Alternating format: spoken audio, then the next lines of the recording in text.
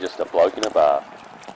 What is up, ladies and gentlemen? Welcome to another episode of Bloke in a Bar. And I know you're thinking, if you're watching this on YouTube, and maybe even can hear it in my voice on the podcast, Denon, you sound hotter.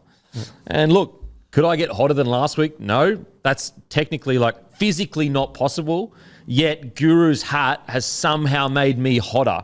So I'm now a 5 out of 10 thanks to Guru's hat. That's right, guys. These beautiful hats, old school, vintage, going 6 p.m. tonight. And I'm telling you right now, extremely limited stock. So if you want this hat, you better be there at 6 o'clock, ready to go. It's first in, first breast. First, not breast, that's for sure. First, best dress. Jesus Christ. Good recovery. Yeah, look, nearly got cancelled, Guru. Very close, yes. And it was promoting your fucking brand too. Yeah, fantastic. Yeah, I would have given you 6 out of 10. You're looking the goods, mate. 6 out of 10? I'll turn you into a hat guy. I'll fucking take that shit. 6 out of 10's a win.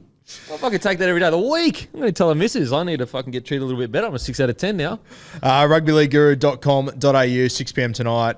Very limited stock, won't be coming back, so get in quickly. Have I turned you to a hat guy or what? Look, I don't think this rough melon could ever be a hat guy. Seriously. It's just not shaped for... You know what it's shaped for, Guru? Aerodynamics. I got enough aerodynamics that I don't need a brim. I got a beak. I don't need no brim to make me aerodynamic. I got the beak on the face, mate. God made me this way, if there is one. I think hats have done the opposite for me my entire life, so... What, helped you? Yeah. Head like a You know what? bowling ball. Hats are, old school push-up bras for chicks? Yep. They are that for dudes with receding hairlines. 100%. We just have to admit it. It's okay. It is what it is. And look, I understand it. Just like women, it's so hard in this world to be constantly pressure about being hot. Blokes, it's hard in this world when you have a receding hairline. It's tough. Pressure. Now, before we get into it, Origin on Wednesday night.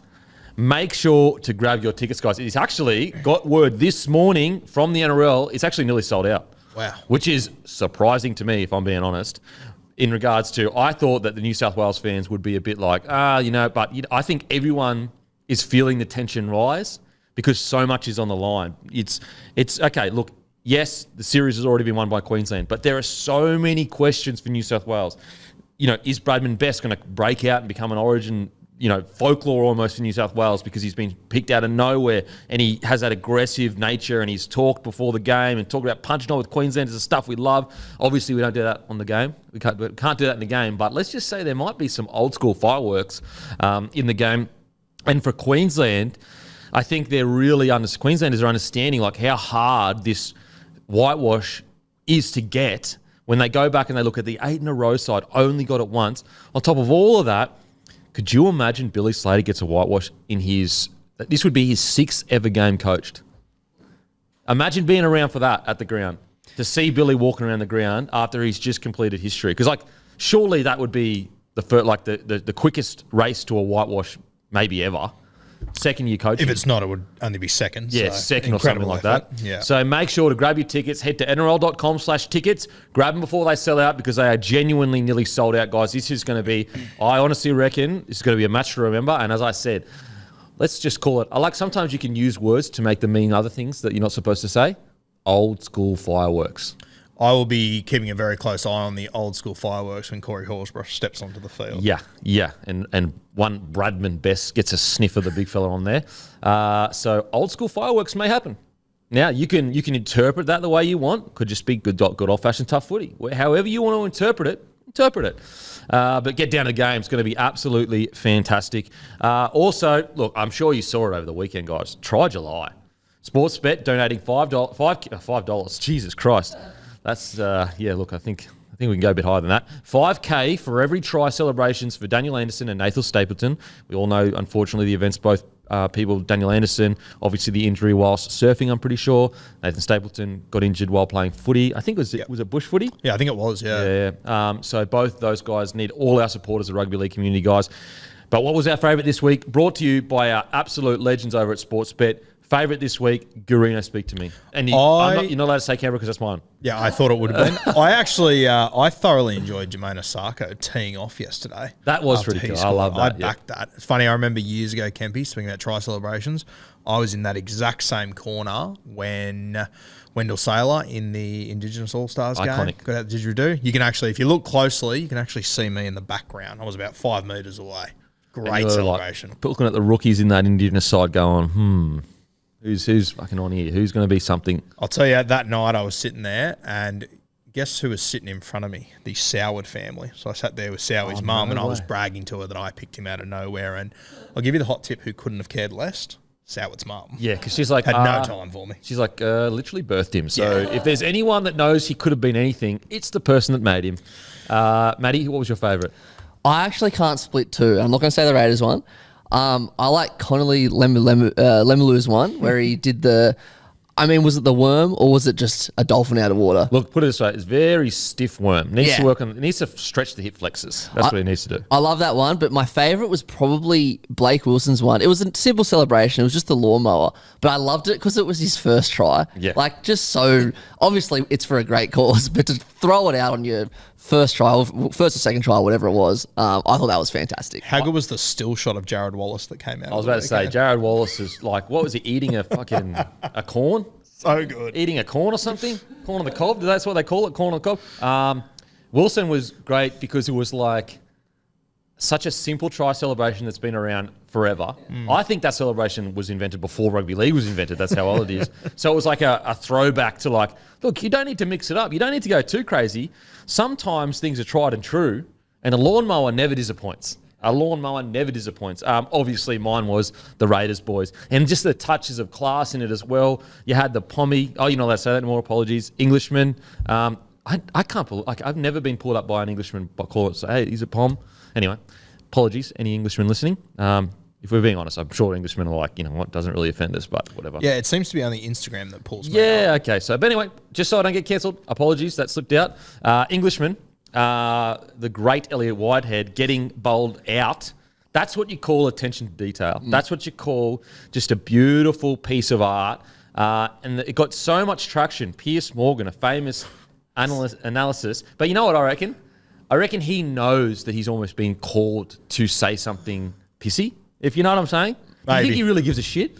I don't know, but I enjoyed it. I mean, it's great. It's great theatre. It's great theatre. So, yeah, the Raiders boys, that'll go down as an all-time just because of the context of what had happened. It was another sport. It's all that everyone been talking about.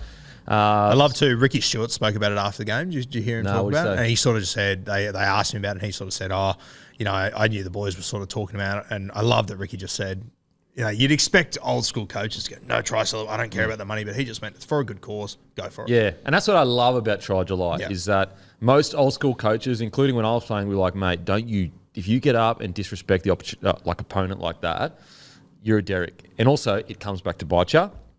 But it's not about disrespecting anyone this month. It's about celebrating, putting on a fun little after try celebration to support people that need our help that are a part of our community. And I think the best example of coaches getting behind that, as you said, when you were coming through, you would have never done that.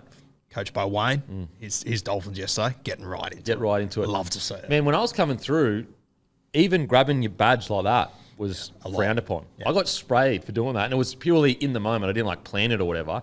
But when I grabbed the Broncos badge because it meant so much or whatever, I got sprayed for ages for just doing that. That's how different it is to now. Yeah. 2 shout-outs to Sportsbet. One, they actually doubled from 5K to 10K because that's how good the celebration was. Oh, really? Yeah. Nice. Also, side note, Johnny Best and Elliot Whitehead are not just from England, they're both from Bradford. So they're actually from the same area in England. So the attention to detail was fantastic. Oh, it's beautiful stuff. But also Sportsbet. Nico Hines' try celebration that was a no-try. Sportsbet ended up paying out on that one as well. Mate, Try July has been that good. Sportsbet. If either Origin team, Queensland or New South Wales, do the famous grenade celebration, they are going to donate $50,000 to the charities, obviously, that we spoke about earlier. Look, it's risky as an Origin. You don't want to be celebrated before. But look, if the game blows out or something happens, $50,000 to charity, unbelievable. So it's just such a good week to get around, such a good month to get around. Brought to you by the legends at Sportsbet. Thank you so much for just a great round, really, really. And the fact that they're doubling and putting in 10K. So hopefully we can get a record amount this month in Try July. Brought to you by Sportsbet. Also, quickly, the 5 YouTube winners from last week were basically. We asked you to leave a comment. Oh, my God, I'm blanking now. Favourite try celebration Favourite try celebration. Literally in the fucking segment. We asked you to leave your favourite try celebration. So the winners are Sean Patrick Kraft, at Chris5836, at Mouse M8, Jake Aarons, Jackson Coles. They are the winner of each get $100 Bloke merch gift voucher. So we will probably contact you if you already tried. Yeah, they've all been contacted already. But just if you haven't seen if that's your comment, just email Matt@blokeinthebar.com. Yep. So yeah, massive congratulations to those 5 people, and thanks to everyone that got amongst it. And as we said, man, it's such a good month. Also, big week for rugby league, and it's a big week for Bloke Lager in New South Wales. Check out the winner catalogues for Celebrations, IGA, and Thirsty Camel for unbelievable deals on Bloke Lager in time for big game on Wednesday. So guys, if you want to sit back, have a beautiful, easy drinking beer, get into your local Celebrations IJ or Thirsty Camel, and you will find crazy, crazy deals. Bloke Lager. So get down to, Celebrations IJ, Porter's Liquor, or Thirsty Camel, and a great deal. And that's in all New South Wales. Plus, in Queensland, we're in every Liquor Legends, every Celebrations. You can just go to our store locator on our website. But we'll get to our accountability quickly. I had an absolute Barry on the weekend. An absolute Barry. I went for glory, but you know what? I'm just glad Timmy wasn't fucking involved. Oh, thank God it's not Timmy. You know what I mean? Yeah. Thank God. You know what? Thank God he's a dog. You know why he's a dog? Because if he really cared about the show, he would email his tips in. He would message his tips in. But he doesn't. You know why? Because he's called Timmy the Tin Heart for a reason. I also think my spies have told me that Timmy's been hungover for 2 weeks now. No excuse. He's enjoyed himself. Timmy the Tin Heart. Heart made of tin. So, look, am I just saying that because he fucking wins every week? Yes, I am. But if you don't put shit on your mates, who are you going to put shit on? Exactly right. So let's get into accountability. Sharks defeat Tigers. We all went Sharks. Brought to you by Sportsbet, obviously. Raiders defeat the Dragons. We all went Raiders. Warriors defeat the Eels. I went for glory. I went Eels. Guru and Matty went Warriors. Bulldogs defeat South. We all went South. Dolphins defeat Titans. I went Dolphins. Guru went Titans. Matty went Dolphins. Matty wins this week with that last call. We're calling off sides now, are we? Good. Oh, yeah. Stoked for you, Matty. Guru, actually, you tried to cheat last week by hedging your bets, and it's actually cost you the round because you initially tipped Dolphins, but then at the end you said, this is your exact quote, but if Marshall King doesn't play, I'm tipping the Titans. I don't know if you can do that, but because Denner's not here, I'm doing it. So that's cost you the round. No, to be fair, at kickoff, I would have tipped the Titans, so I'll wear that one. Okay. See, that's an honest man. Unlike you fucking amount of and Timmy as well. I'm sure he changes his tips all the time. I can see Timmy like full on hacker mode going into the AI. I just watched Mission Impossible yesterday about AI. Timmy he creates like fake. He goes back into episodes and changes his tips with like fake AI shit. ChatGPT GP was made by Timmy. I highly doubt that. Okay, fair enough. Timmy's like my old man on his phone. Clueless. Yeah, well, send your tips in, Timmy. Have a fucking bit of respect, eh? Actually don't, because then you can keep not getting points. But you know what he's going to say? If we catch him by the end of the year, he's going to say, well, I didn't do 2 rounds. But hey, mate, don't be upset at us. No, I hope you're enjoying yourself, Timmy. You know what? We don't even need to say that because I'm sure the man is. I have no doubt he's enjoying himself. Now, also, don't forget, guys, Beer, Food and Footy Festival. We will be there. Bloke will be there Saturday, the 22nd of July at Henson Park in Marrickville. As I've said, every podcast, old school footy, guys. You want to go and see one of the most historic grounds, local grounds in rugby league, Henson Park. Newtown are playing Manly. And there's going to be all different beers, locally crafted beers, Australian beers, all different beers you can try. Plus, you'll also get a bunch of different foods you can try. There's all these different, there's going to be shows put on, everything. It's a great day, so bring the crew down, sit on the hill and watch some rugby league, try some food and some beer, and you can get the tickets. It'll be in show notes. Get them before they sell out, guys, because as this is a suburban ground, it's not going to be heaps of tickets. Make sure to grab your tickets now so that you make sure to be there. Really, it's getting bigger and bigger each year, and it's such a great concept, Beer, Food and Footy Festival. I'll be on the hill pointing out the could be anything's running around. There's a few in that game. I tell you what, do you want to be on the hill with Guru watching the master at work? You could do that. It's going to be a masterclass. A masterclass. If you want to know what it feels like to spot the next big thing, buy a ticket to Beer, Food and Footy Festival, and you'll be able to feel just the vibes and the energy that he's emitting and finding out who the next big thing is. And obviously, Bloke Beer will be down there. I'll be down there pouring beers. If you want a beer poured by yours truly, get down to Henson Park. Now, team of the week, Jaden Campbell. One of rugby league's great puzzles. How do you get this bloke on the rugby league field for 80 minutes every week? How do you possibly make it work? I don't know. You've got to play one of them out of position when they're full strength. And it's almost when one of them gets injured, you sort of go, they might get better now. I know. It's terrifying. It is unbelievable. How he ran for, I don't know if it's changed, but at the time, over 300 metres. Has it stayed that way? 315 metres. So that's a record. That's a record. Jai Arrow used to hold that record. I think it was against the Sharks, 270 or 280 at Shark Park. But yeah, I think that's a record for Titans. And it shows you, first of all, we know how good, we watched how good Jaden Campbell was, but it shows you how good Brimo is. Yeah. Like Brimo, he may not be as flashy as Campbell, but he impacts games probably as much and probably on a more consistent basis, and that's what separates him from Campbell. And obviously he's also a bit bigger, so defensively he's going to be a little bit stronger. So going to be interesting to see how they juggle that, because obviously Campbell just signed an extension. Yeah, I think I could be wrong, but I thought I heard Matty John say the other day that he thinks Brimo could be the best fullback if playing there full time. Mate, if Brimo's body holds up, he really, he killed it in Origin in his debut, in a side that it's 2020. So the worst side ever. And so, anyway, Brimo, I love Brimo. He's so good for rugby league, so fun. If Brimo was at any of the big clubs, superstar. Just because he's at the Titans, a smaller fan base. Anyway, on the wing, talk about future superstars, Tyrone Munro.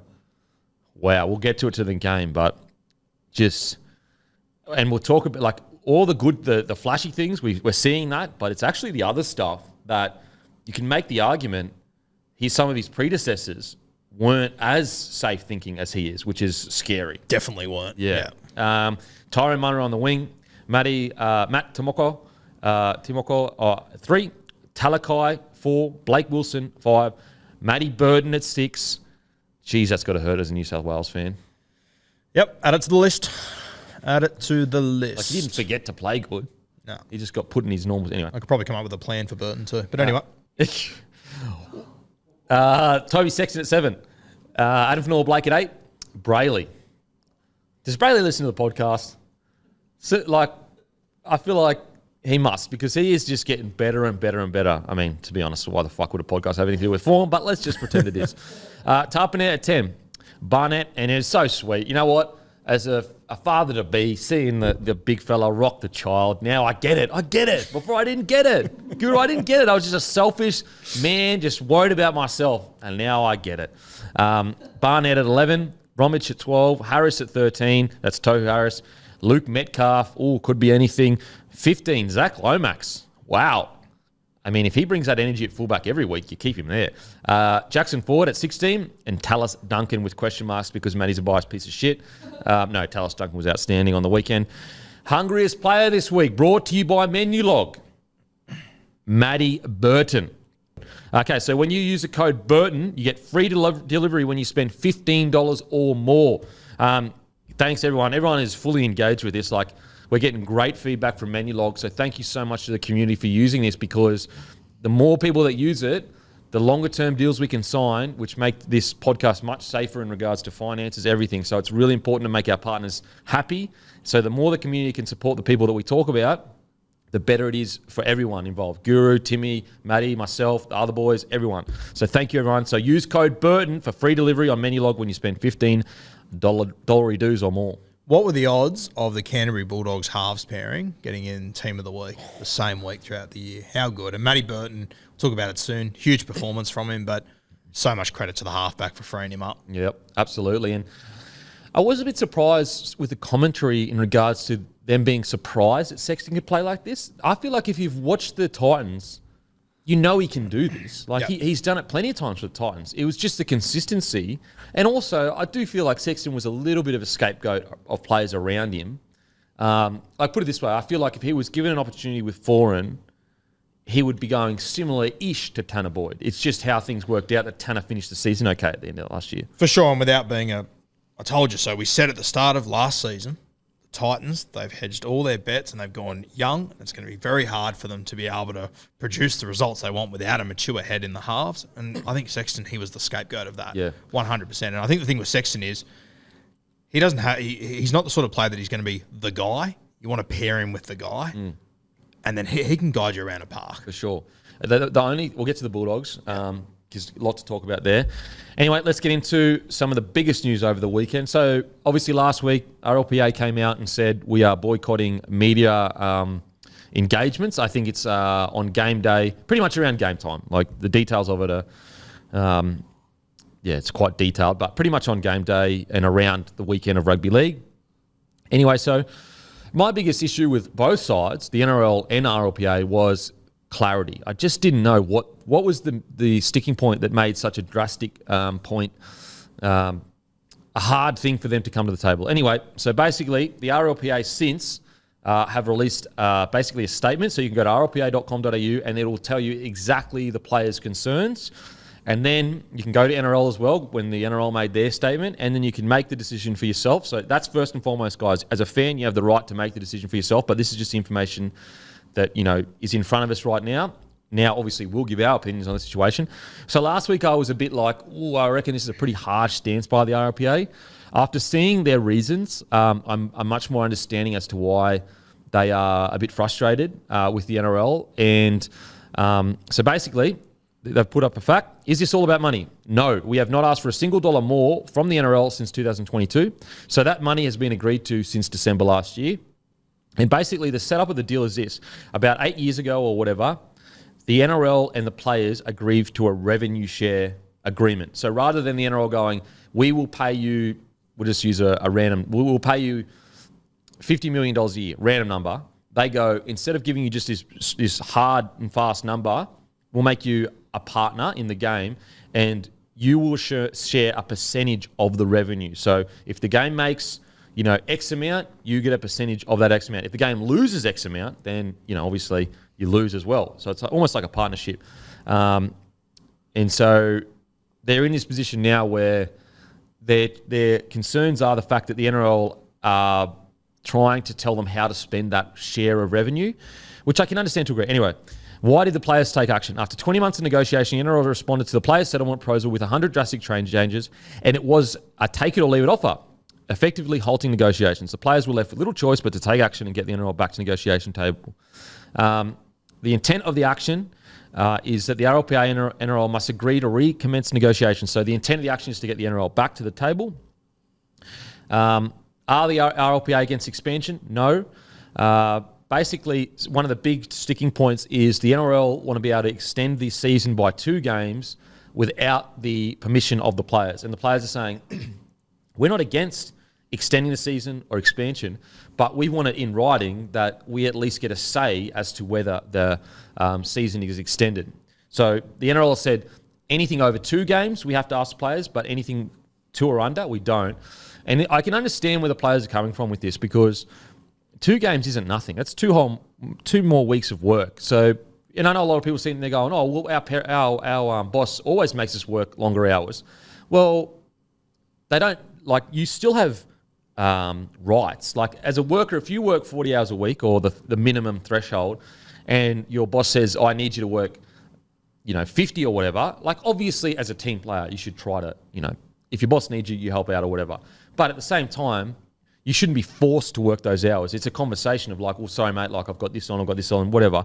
And so I think the players are basically saying no, we're happy to expand. We just want you to be able to come to us and say, we're going to put these 2 extra games on. Everyone all good? Yep, all good. Let's go ahead with it. Rather than we're putting 2 extra games on, whatever. Put it this way. When a player runs on the field, essentially, any NRL player that runs on the field over the weekend, you are either one of you, so one player on the field is guaranteed to get a concussion and an injury. So that's one part of it. So basically you're adding 2 more chances of that happening to you. It's not and yes, they get really handsomely compensated, but that's not a small thing. It's a dangerous game, rugby league. And so I can understand why the RLPA would want to basically have a say in that. Other issues like player data, the NRL, basically the players want to have control over their own data and where it goes. Now, some might say, well, you're on your phone anyway, so if you're giving your data to Zuck, why wouldn't you give it to the NRL? I think the difference here is that I'm a consenting individual choosing to go on Instagram, whereas going to work, you're not consenting in that manner. You're just going to work. So it's a little bit different. Financial reporting, the RLPA want access to it. So the RLPA has come out quoted and said, the RLPA last year had to fight during COVID and last year's revenue share negotiations to increase what was owed to the players by $28 million. It's important to players have property rights and access to accurate financial information. So basically, Connor Watson said on Triple M that last year they had to ask the NRL to get someone to audit the NRL's books before they found $28 million that was actually owing to the players. What do you got there, Matty? Oh, just one more thing on the data thing. Part of that is medical data. So obviously there's a huge difference between getting your data on Instagram and your actual medical data, which is supposed to be very confidential. Well, you go see a doctor. Yeah. They don't get to just go, he's got a shoulder surgery, he's got this, got that. So the financial reporting, I think if you're in a revenue share relationship, I think you should be able to see the books. Like, I think you should. International player payments. So basically people are going, why are the players not willing to pay the other teams equal? The difference is that, so the NRL, Nine, Fox, have an agreement in regards to they pay for all the NRL's games, they pay for Origin games, whatever. International games isn't part of that broadcast deal. And so what the concern with the NRL players is that you're saying that we, out of the players' percentage of revenue, need to pay for all the other countries while there are going to be broadcast deals for International Rugby League. Why can't that broadcast deal, at the very least, pay as much as it can towards the players, and then maybe the NRL players will top it up to make the international game better? But at the moment, it looks like that players are going to have to pay everyone else's wages, and then the international broadcast deal, that looks as though that will just go straight to the governing bodies. It's like basically me saying, Guru, I'm starting up another show. It might make Bloke bigger, but it's coming out of your pay. You'd be like, well, hang on a sec. Why don't you use the sponsorship money from that show? And look, you might go, look, let's say you're not earning enough through sponsorship, then I'm willing to talk about trying to help us get bigger. But until then, like, why aren't you using the money there first? And anyway, there's other bigger ones. Anyway, go to the site, guys. You'll be able to see way more concerns. There's other bigger ones like if the game loses $40 million, they can automatically cancel the CBA agreement, which is super scary because, and it seems to be vaguely quoted, but if the game, like any business, you could lose money in regards to, the game could go out and buy all these assets, and on the profit and loss statement, it would say you lost money, but you went out and bought all those assets. So the scary thing with that is like, what if the game starts investing a lot of money into itself, and then the profit and loss sheet says a $40 million loss, but it actually has all these assets? Well, technically, they're in breach. It's a $40 million loss. The players are in breach there. They lose everything. Another one is if the game loses $10 million, even if it makes the money back up the next year and the year after, the players have to pay it. So there's a lot that it is quite serious. I will say, even though saying all of that, so I can see where the players are coming on for sure. Like that, these seem like pretty serious, like not pretty, really serious things. I will say though, I'm still of the mind that I don't think they should boycott Origin media. I think that is one place that you go, this is truly for the people. We're representing where we're from.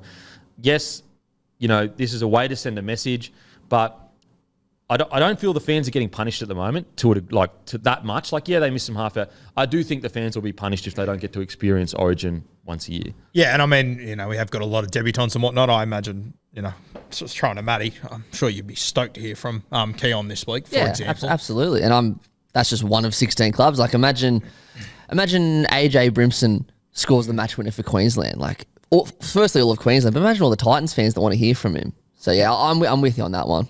Yeah, sure. I think that's one where I'm like, it is too much punishing to the fans to boycott that. So I hope they change that. The good news is, though, DCE will be saying a speech on the stage after the game. Okay, that's good. So they have bent a little bit. Yeah, so they won't be doing the press conferences, but I saw, I think 2 days ago that, DCE will be doing the speech. See, that's good. It shows the fans, like, the players do care. I promise you they care.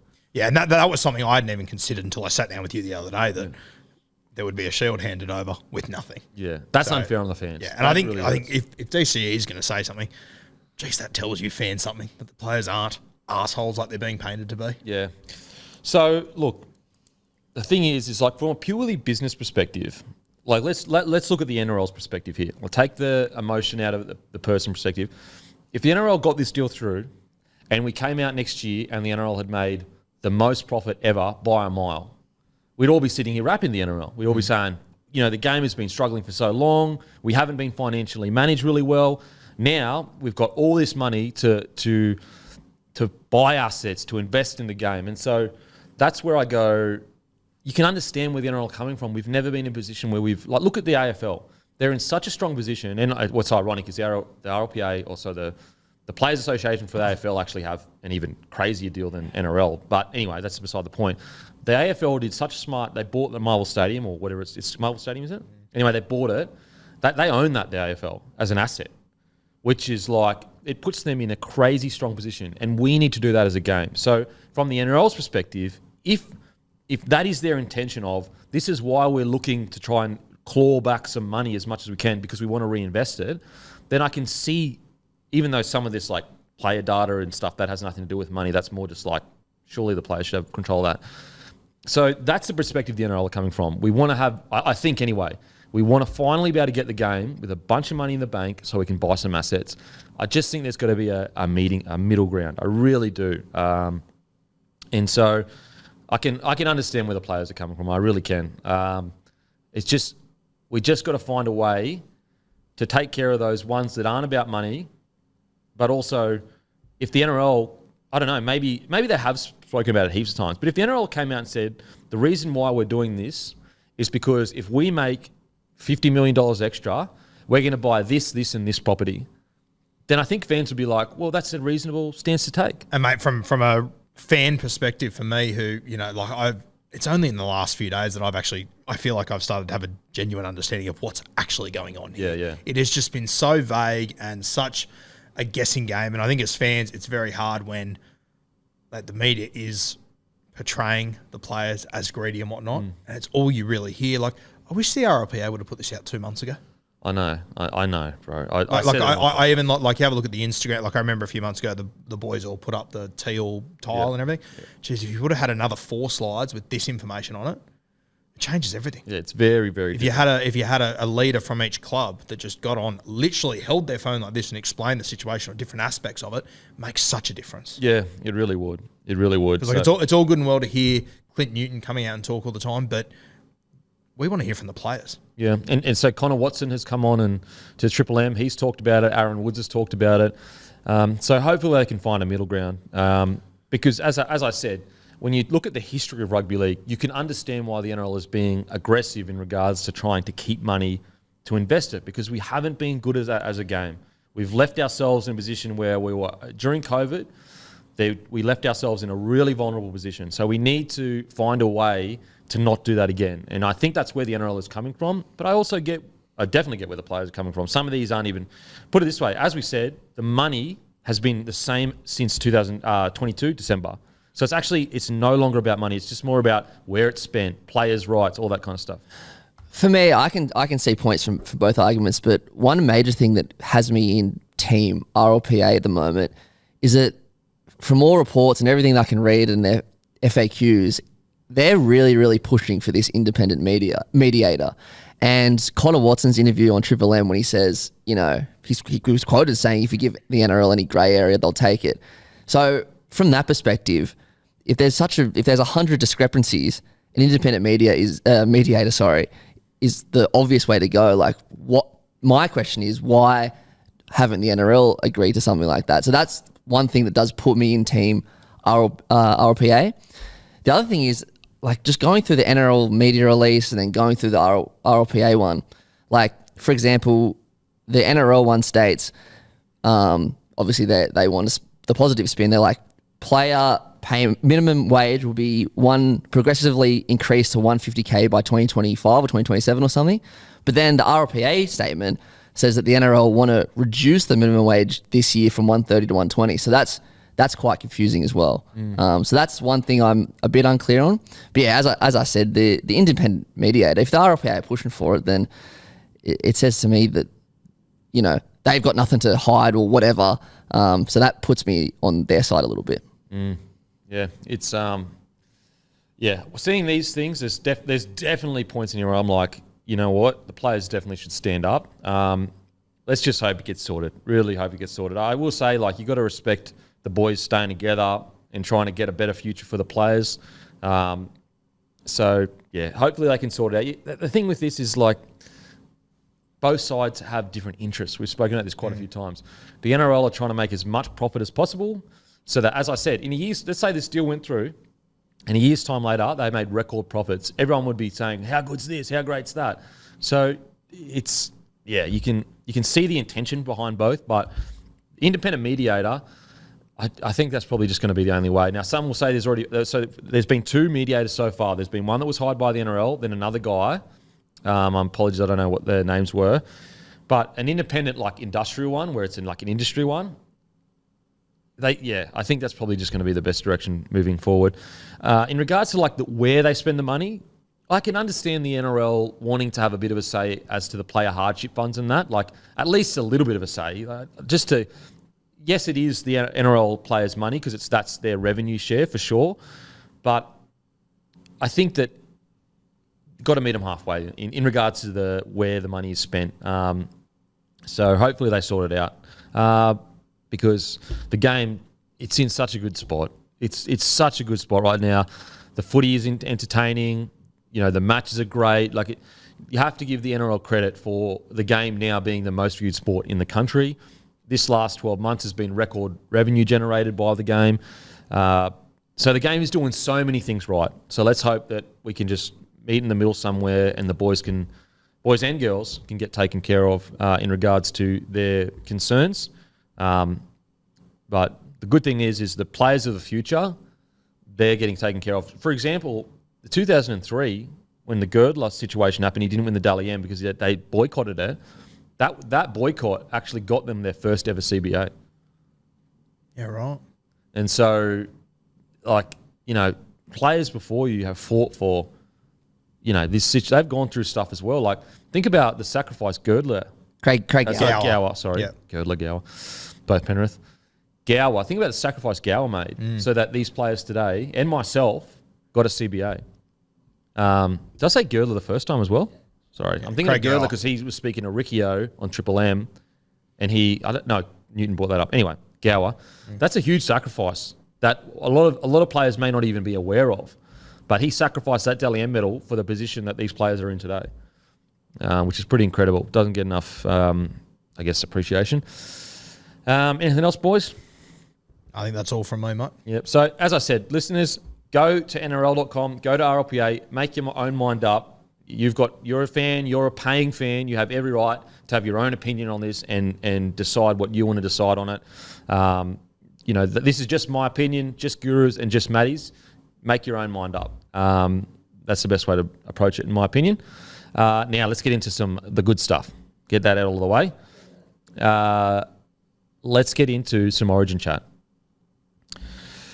As I said, guys, NRL.com/tickets, $59 for single tickets, $159 for family tickets. Game 1, Blues team, Tedesco, To'o, Critter, Best, Adokar, Walker, Moses, Travojevic, Cook, Campbell, Gillard, Martin, Kolomatangi, Murray, Isaiah Yeo, Saifidi, Robson, Gutherson, 18th man, Drinkwater, 19th man, Spencer Leniu. I guess we've already spoken at length around the decisions about these selections, correct? Yep. Because we spoke about it last week. I guess going into the game as New South Welshmen, are you more confident, less confident? How are you feeling heading into game 3?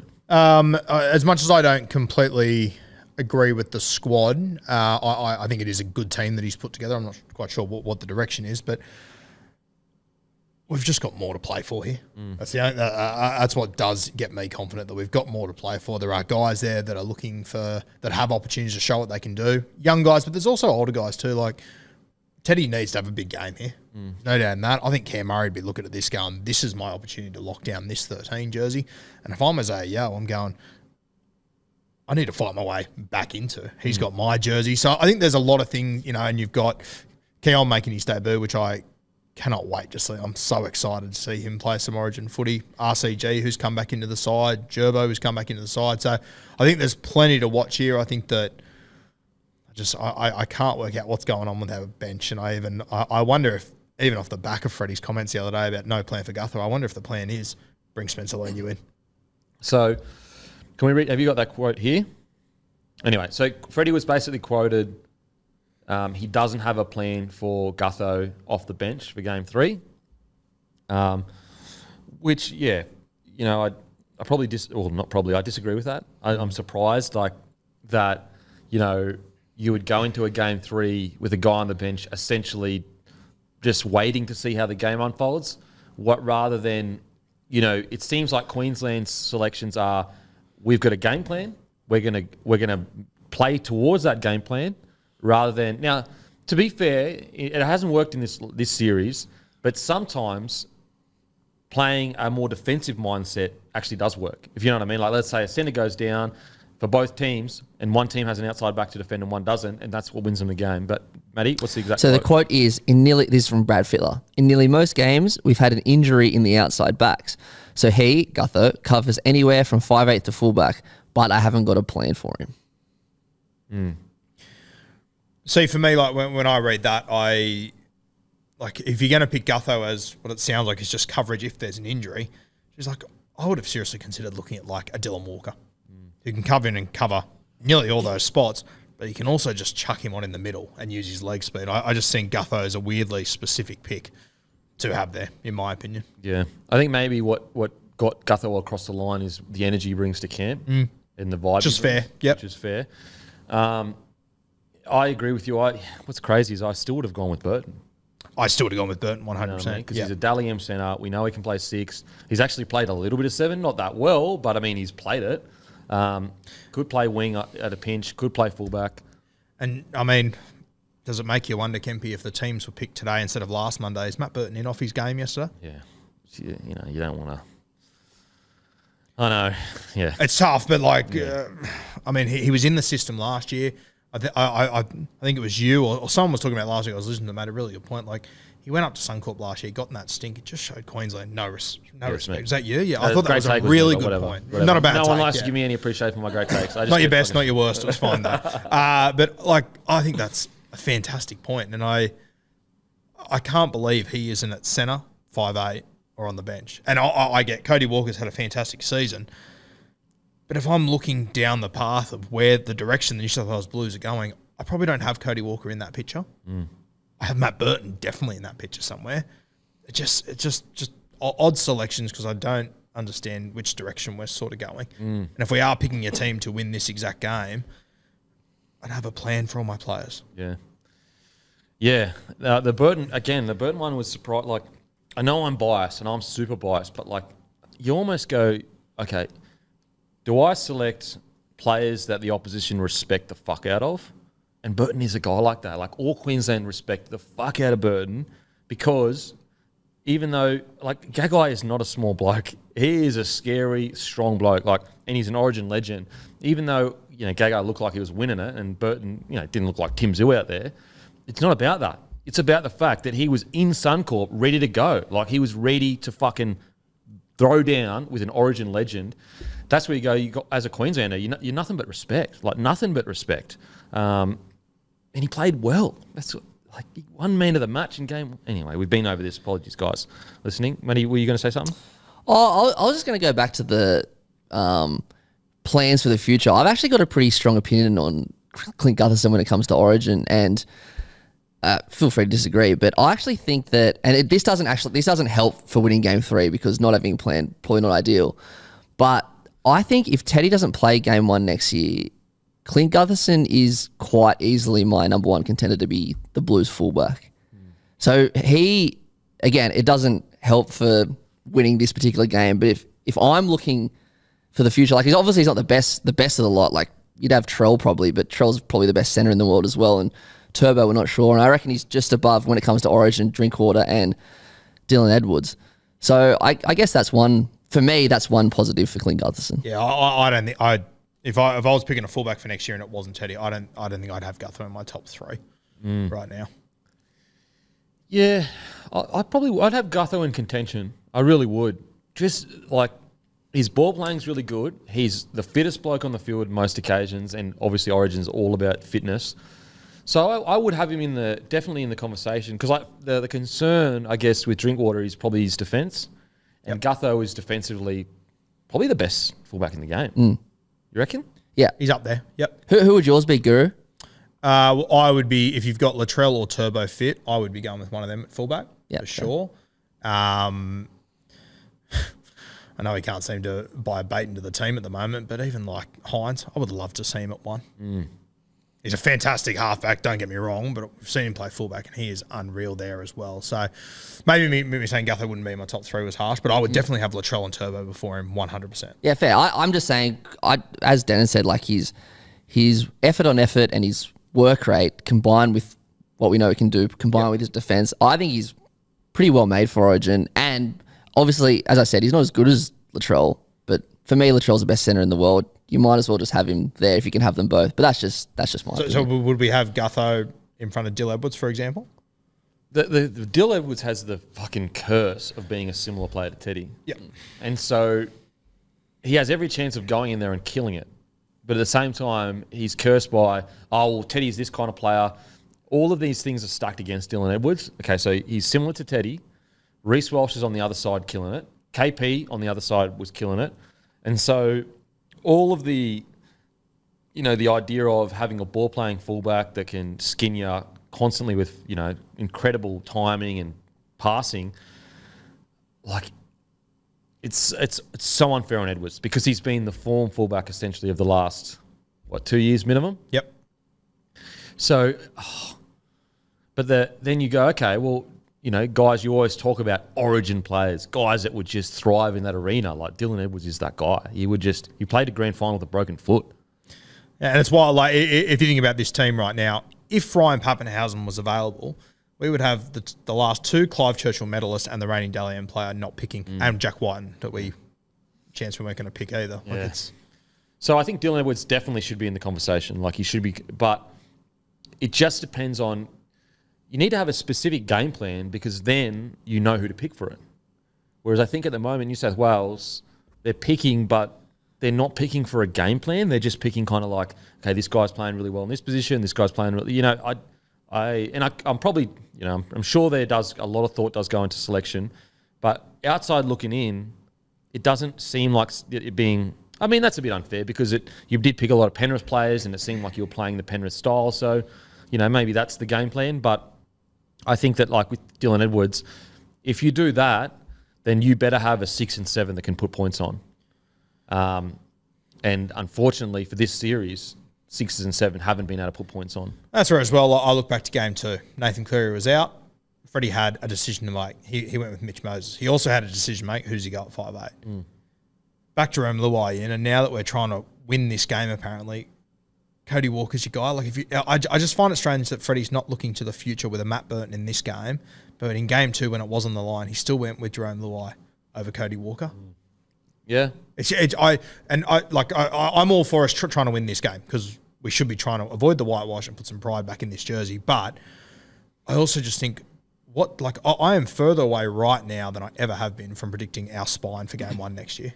Yeah, it could be anyone. It really could. It could be Mitchell Moses with Mitchell Moses with Walker. It could be Moses with Hines. It could be Cleary with Moses. It could be Cleary with Hines. Could be Cleary with Walker. Could be Luai again. It's tough because like Freddie has done such an incredible job before he got into the gig of building the next generation. He made all New South Welshmen fall back in love with Origin and what it meant to be an Origin player and all that. And it just seems like all that really good work hasn't come to fruition. Yep.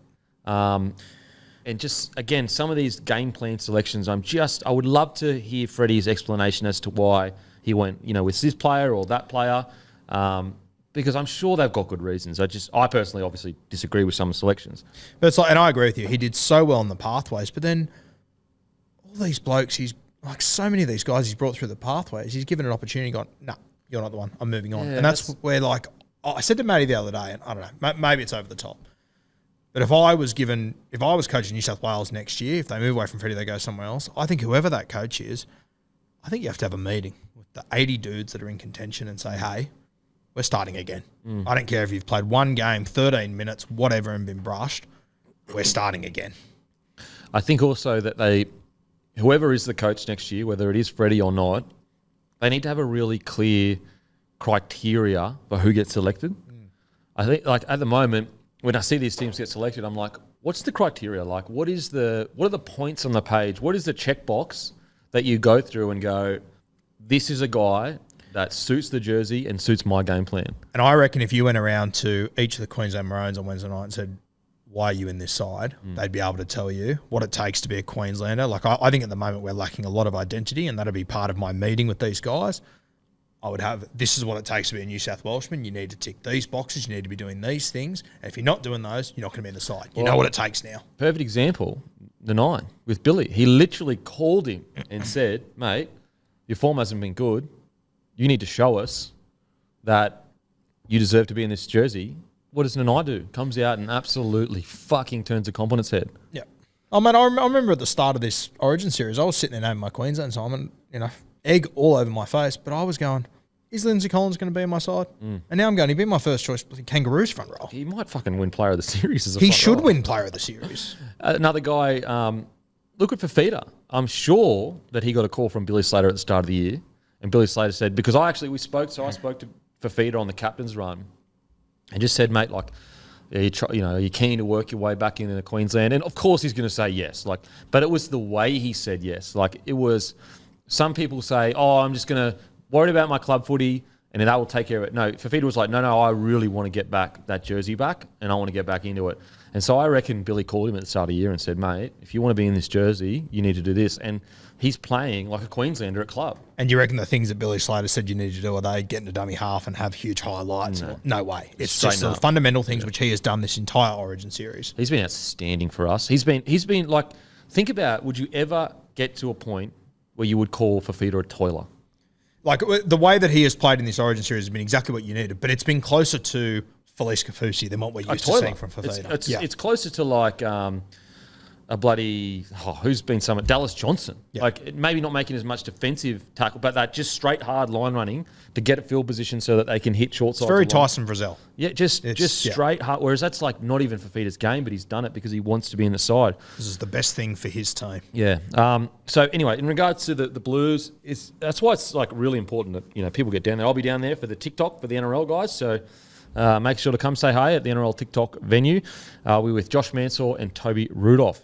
I guess as well, the concern is, okay, we got Murray at 13, so that's a completely different game plan to Isaiah Yeo being there. But is that the direction that we're heading in? Again, I look at the side and I go, is it being picked for a game plan that he thinks is good? Or is it more just like, okay, we'll put this guy here, hopefully he plays really well. I don't know if he's coming in with a clear selection around like this is, like, for example, Isaiah Yeo at 14, Cam Murray at 13, that changes and then you've got Cook, Walker. That's a completely different game to the Penrith Panthers. Like, they are not even remotely close. And mate, I can't get in the head of Freddie to work out if this is a hit and hope or if there is a plan here. I guess, like, you've got Isaiah Yeo, you've got Damien Cook, Jake Trbojevic, RCG, Isaiah Yeo, all guys that can play huge minutes, as can Cam Murray. I would imagine that's played into his selection. Yeah. It would have to be. That's why Clint's on the bench, so they got big minute players. But Saifiti's not really a big minute player. The Saifiti one, I can't make. Congratulations to him. And when he's played Origin before, he's been good. But that one has come completely from the clouds for me. Yeah, because he wasn't even in the squad heading into it. Tavita was in front of him. Stefano was in front of him. Bowler was in front of him. And to have Spencer Leniu on the extended, I'd just give Spencer Leniu a shot. Yeah. Chuck him in there. Yeah, I as I said, conspiratorial. I'm like, does he get put on the bench? It makes so much sense that it doesn't make sense. Yeah. Like, that's the point we're at with this stuff. And I'll be honest with you, if Spencer Leniu does play, I want him to play. But God, it's going to piss me off that we spend 10 days playing mind games in Game 3 when the series is gone. Mm. Yeah. Look, once again, would Slater do that? No, I don't think so. The only thing one thing that has actually slipped everyone's mind, Harry Grant's starting. Very, like, no one's even talked about it. And it slipped ours last week. Obviously, in a rush. Harry Grant starting is very interesting. And again, it just seems like with Queensland, he's got a very specific idea of what, like, tell me what coach, after winning a series, changes something he doesn't need to change.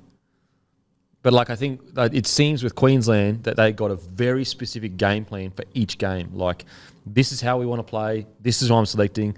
Game 3, clearly, if Harry Grant starts, maybe Ben Hunt comes on, but clearly they got a different type of footy they want to play in Sydney. I think there's a good chance that Harry Grant plays much bigger minutes than what he has previously in this game. Yeah. I think Slater might take the opportunity because Ben Hunt's getting older. DC is also getting older, so you might find that, how many Origin series do you reckon DCE's got left in him? 1 or 2?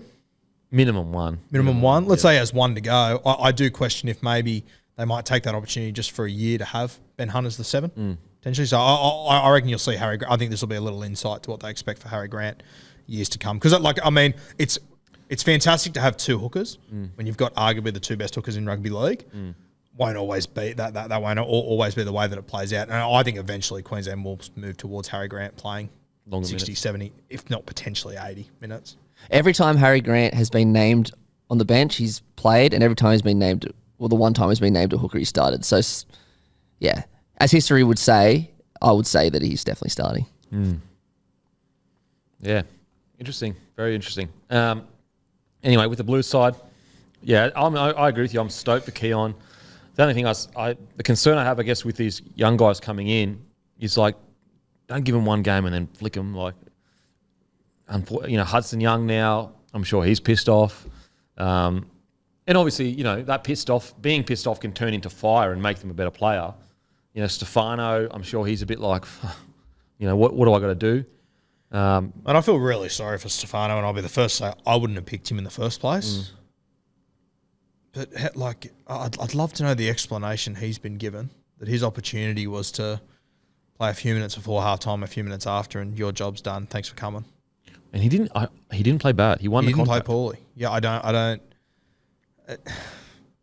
Bizarre. Jake Trbojevic back in is huge.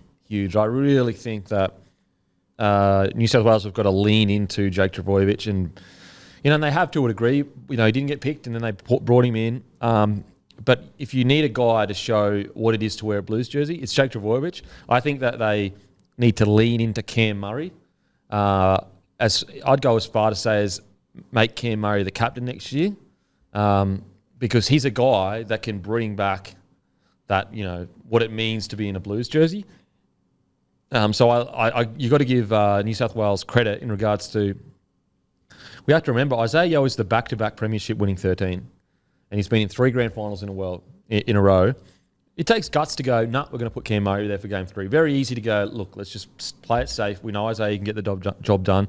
So I like Cam Murray at 13. As I said from day dot, it's not like the Australian side where you can afford to have him coming off the bench. Yep. This is a New South Wales side that's desperate for a win. You need Cam Murray on there for as many minutes as possible because he's such a good player. Matter of fact, if you go back and look at the series where you struggled in, Cam Murray's been either injured or knocked out in the big games. So game 1, I think, of 2020, did his hammy, missed the whole series. 2022, he got knocked out in the decider in the first fucking 3 minutes or whatever. And so I'm stoked that Cam's going to be starting. And I think that he just needs to, you just stick with Cam there for as long as he wants to play there pretty much. And this is where, if we do come out and win this game, which I think at home we should be able to, and then get to game 1 next year and, Nath's available again. Is he the halfback? Is it his team? If so, who's his 13? Appy will be available again. Who's his 9? You've just got all these question marks. See, I think that you've got to move away from that thinking altogether and go, no, Nath. And I'm not Cleary. We saw him do it in Australia, but it's not okay. Who do I pick to play a game plan that suits you? It's more, I've got a game plan. This is the way we're going to play. I'm going to pick players that are going to suit that game plan. Yeah. And if that means that, Cleary takes a little bit of a back seat in regards to he's not as relied upon to be the try assist guy, and he's more just like a DCE where it's, mate, I just need you to kick the shit out of that ball. And then it's the 6 that is relied on to get those points. It's the 1 that's relied on. Because that's the one thing, bringing in Scotty Drinkwater does. and a Cody Walker is that points are going to be there. Like, put it this way, and it's hindsight hero, guys. I'm not saying that, I was definite on it from game one, but Cody Walker at 6, minimum 12 points he scores in game one because all the possession that you had.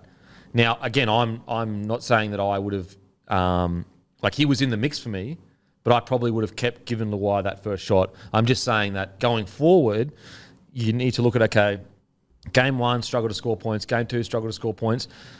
And who can we bring in that's going to alleviate that points? It's either Scotty Drinkwater or a Cody Walker or a Nico Hines. And can we, the shortcomings that we have in their games, whether it's age, whether it's defence, whether it's errors, can we build around that to minimise that effect, their effect? I mean, you have a look at Cody Walker in this game. Like, if he comes in and has a blinder, what do you do with him game 1 next year? Well, I keep saying he's old. He's 33. He's a year younger than DCE. Yeah. And also, he debuted way later. Yeah. Way later. And he's playing, I think some of the best footy he's ever played. Yeah. I obviously, I hope Queensland win, but I hope Cody Walker has a blinder because I just think that the narrative that he was just terrible in Origin, I personally just don't agree with it. He was okay in game 1 that he played. Like, his debut, quiet first half, okay second half, and then he got hooked, didn't he?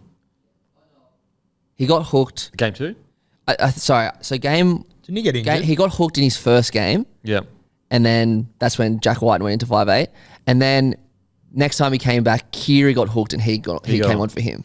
So I didn't think he was that bad in game 1 in his debut. Was he great? No. He was just quiet. He just didn't do much. And then his other games, I think he's been outstanding. Jeez, doesn't Luke Keary playing for New South Wales feel like forever ago? Decades ago? Yeah. Yep, absolutely. So cannot wait. Bradman Best, if I'm the coach, I'm just saying to Bradman, I need 15 tough carries. I don't need to see any flick passes. I don't need to see any crazy stuff. Just give me 15 tough carries and everything else will take care of itself. And I really hope whoever's on his edge, God, I hope it's Cody Walker, but there's been rumours he could be on the right. Just get the ball to Bradman Best early. Just give him early pill. Just let him do his thing. And just say, mate, just do the 1%. It's like if there's a catch and pass, sweet. If not, just take it and fucking hit up hard. Don't worry about flicks. Like if the moment will come, you'll know it. Whereas the concern is sometimes young fellas come in and they think that they need to, and I'm sure Freddie and Joey are all having these conversations.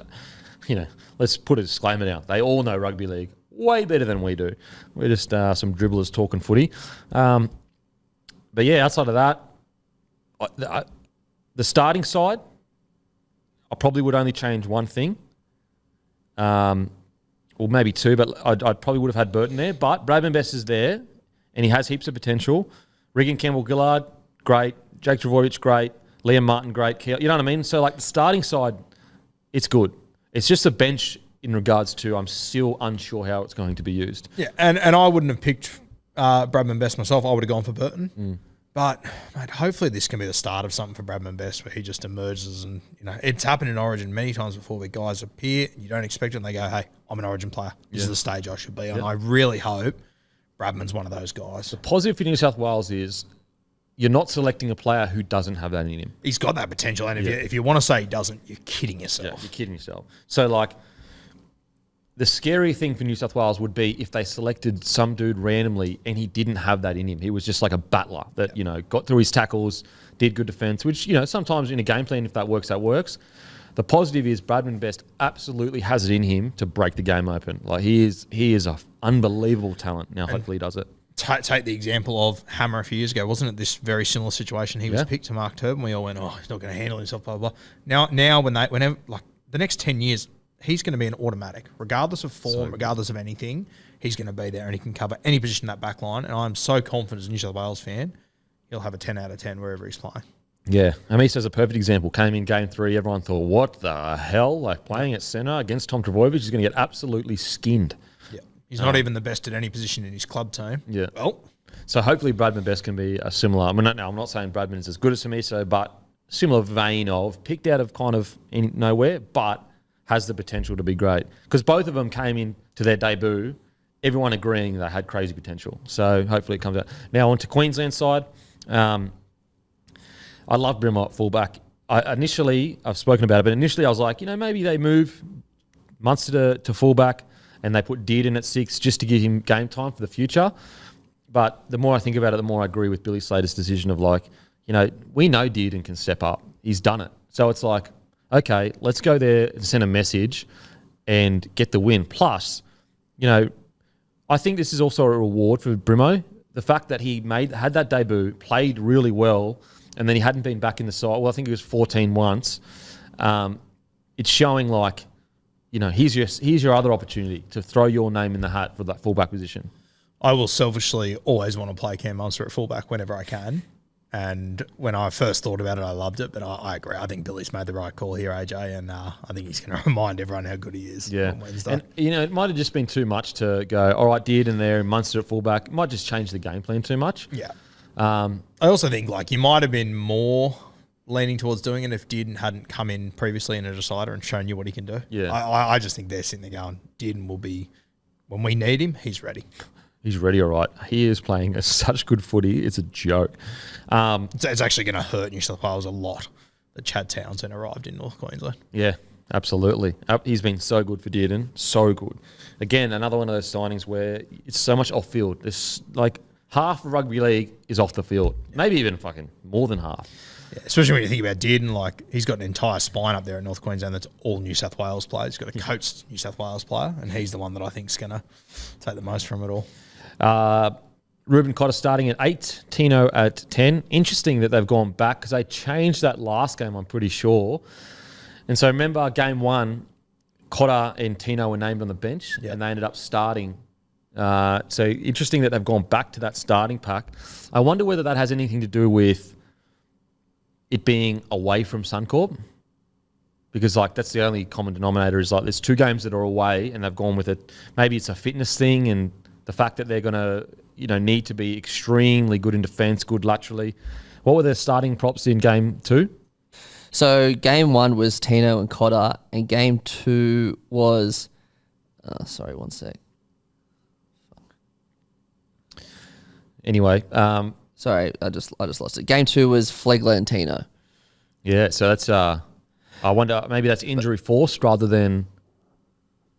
But even Flegler to start, that's a bold move. Such a bold move. It's fucking so bold. Maybe they moved. They did it because last game Cotter, they needed to put him in the back row to start. But wouldn't you just wouldn't you go back to because like they've gone back to Cotter starting? Yeah. So I think it's clearly a game plan, like specific game plan. I feel like no matter how much I look into these team lists and everything, I always feel like Slater's just on that another level. Where he just sees it and gets it better than just about anyone at the moment. Yeah. And when you think about it, you're like, a fullback actually probably should, like an intelligent fullback, because they get to see the game from the best seat in the house. Very underrated part of... Yeah, like he sees everything. Yep. So he is... You know, whereas a 6 and a 7, like they've got their sides, they're in the mix of it. They can't. Whereas a fullback knows the flow of a game. Yeah, what did Slater spend 300 games working out the best way to defend and through, you know, especially you think about the era that he played, how much the game changed over that time. Yeah, did it in Origins, did it in internationals. He's probably looking at close to 400 games of doing that. Incredible. Did you see the footage of him running around at fullback for Queensland? Yeah, really tough stuff. Oh mate, you were desperate. You could chuck him out there. He'd probably do a job. He'd 100% do a job. I reckon him and Smithy would do a job. Smithy, Jesus. Fuck. Smithy could walk back in today and still be the best hooker in rugby league. He probably would. I stand by it. No, he fucking would. He'd just need a little preseason, 3 or 4 weeks. 4 weeks, he'd be good to go. Yeah, and no one's ever said a preseason is 3 or 4 weeks either, but that's the sort of player Smithy is. Yeah. But yeah, seeing the video if you haven't, where did you see it? Anyway, I should have posted on my Instagram. Anyway, it's a video of Billy Slater at fullback opposing, and he's barking orders. He's putting players in positions. He's moving super smooth. It's just rugby league in heaven. Well, there was even like the Melbourne Storm put out a clip last year of him just playing in an opposed session. It was just like he's making all that. Like the guys he was running past are internationals. Yeah. Honestly, a lot of those players like Billy and that, if there was no contact, they could play till they're like 40. Yeah. It's just the contact that kills you.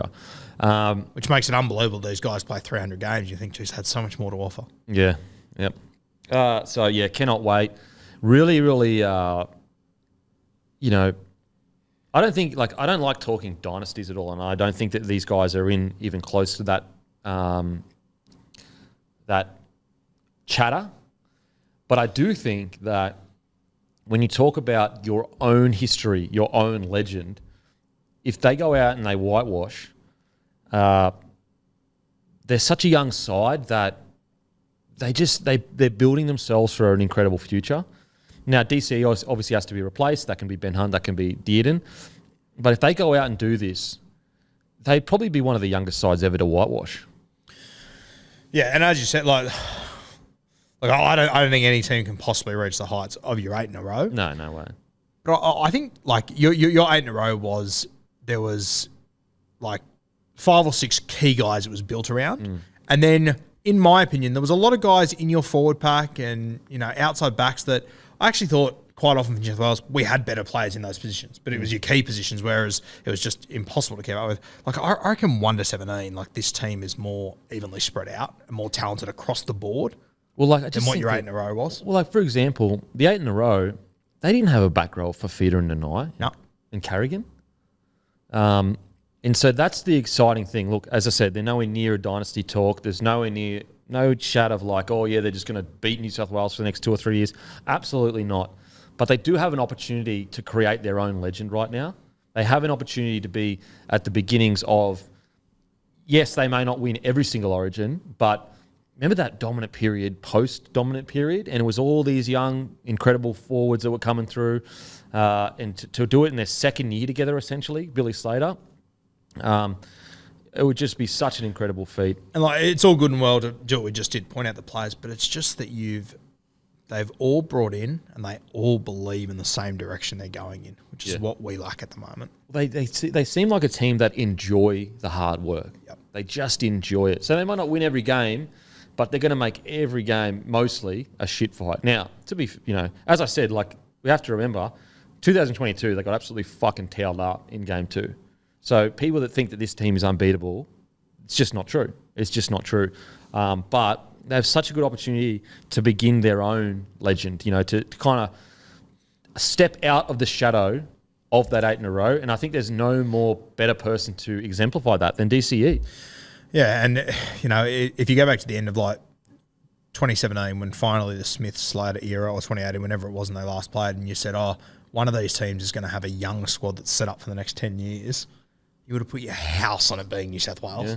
Yeah. Yep, absolutely.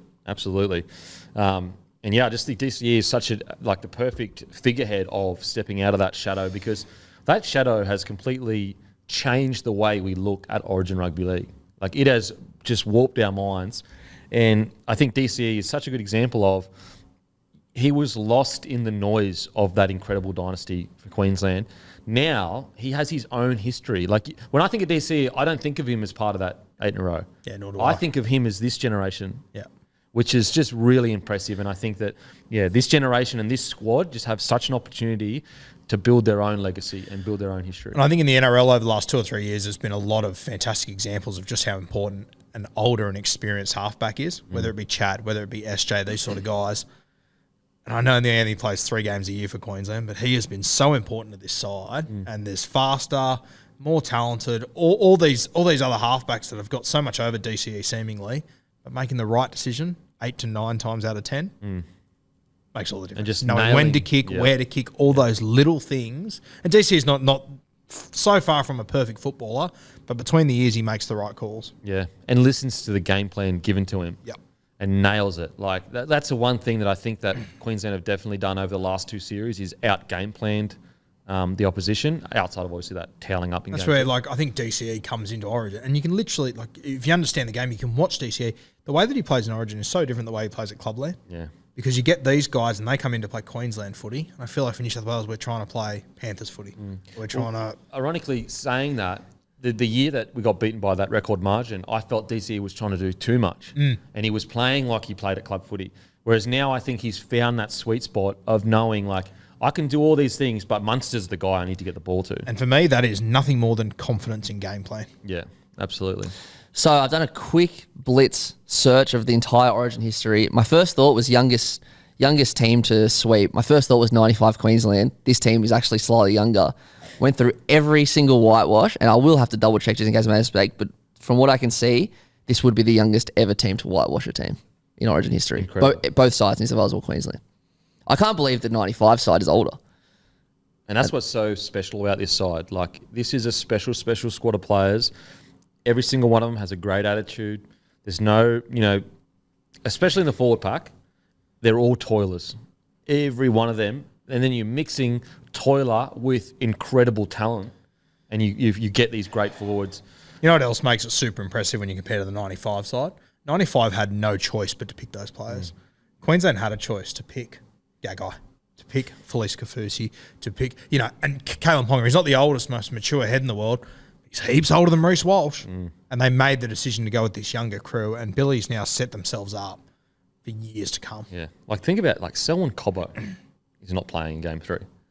Like, that's a strong decision from Billy Slater. Yeah. He came out and he got the match winner through pure brilliance, and he's gone, I've got a game plan. I've got a player that played well last game. We won the thing. I'm sticking with, it's just, now, saying all of that, we have to remember, people, Freddie Fittler was in the same position Billy Slater was. He'd won 2 in a row.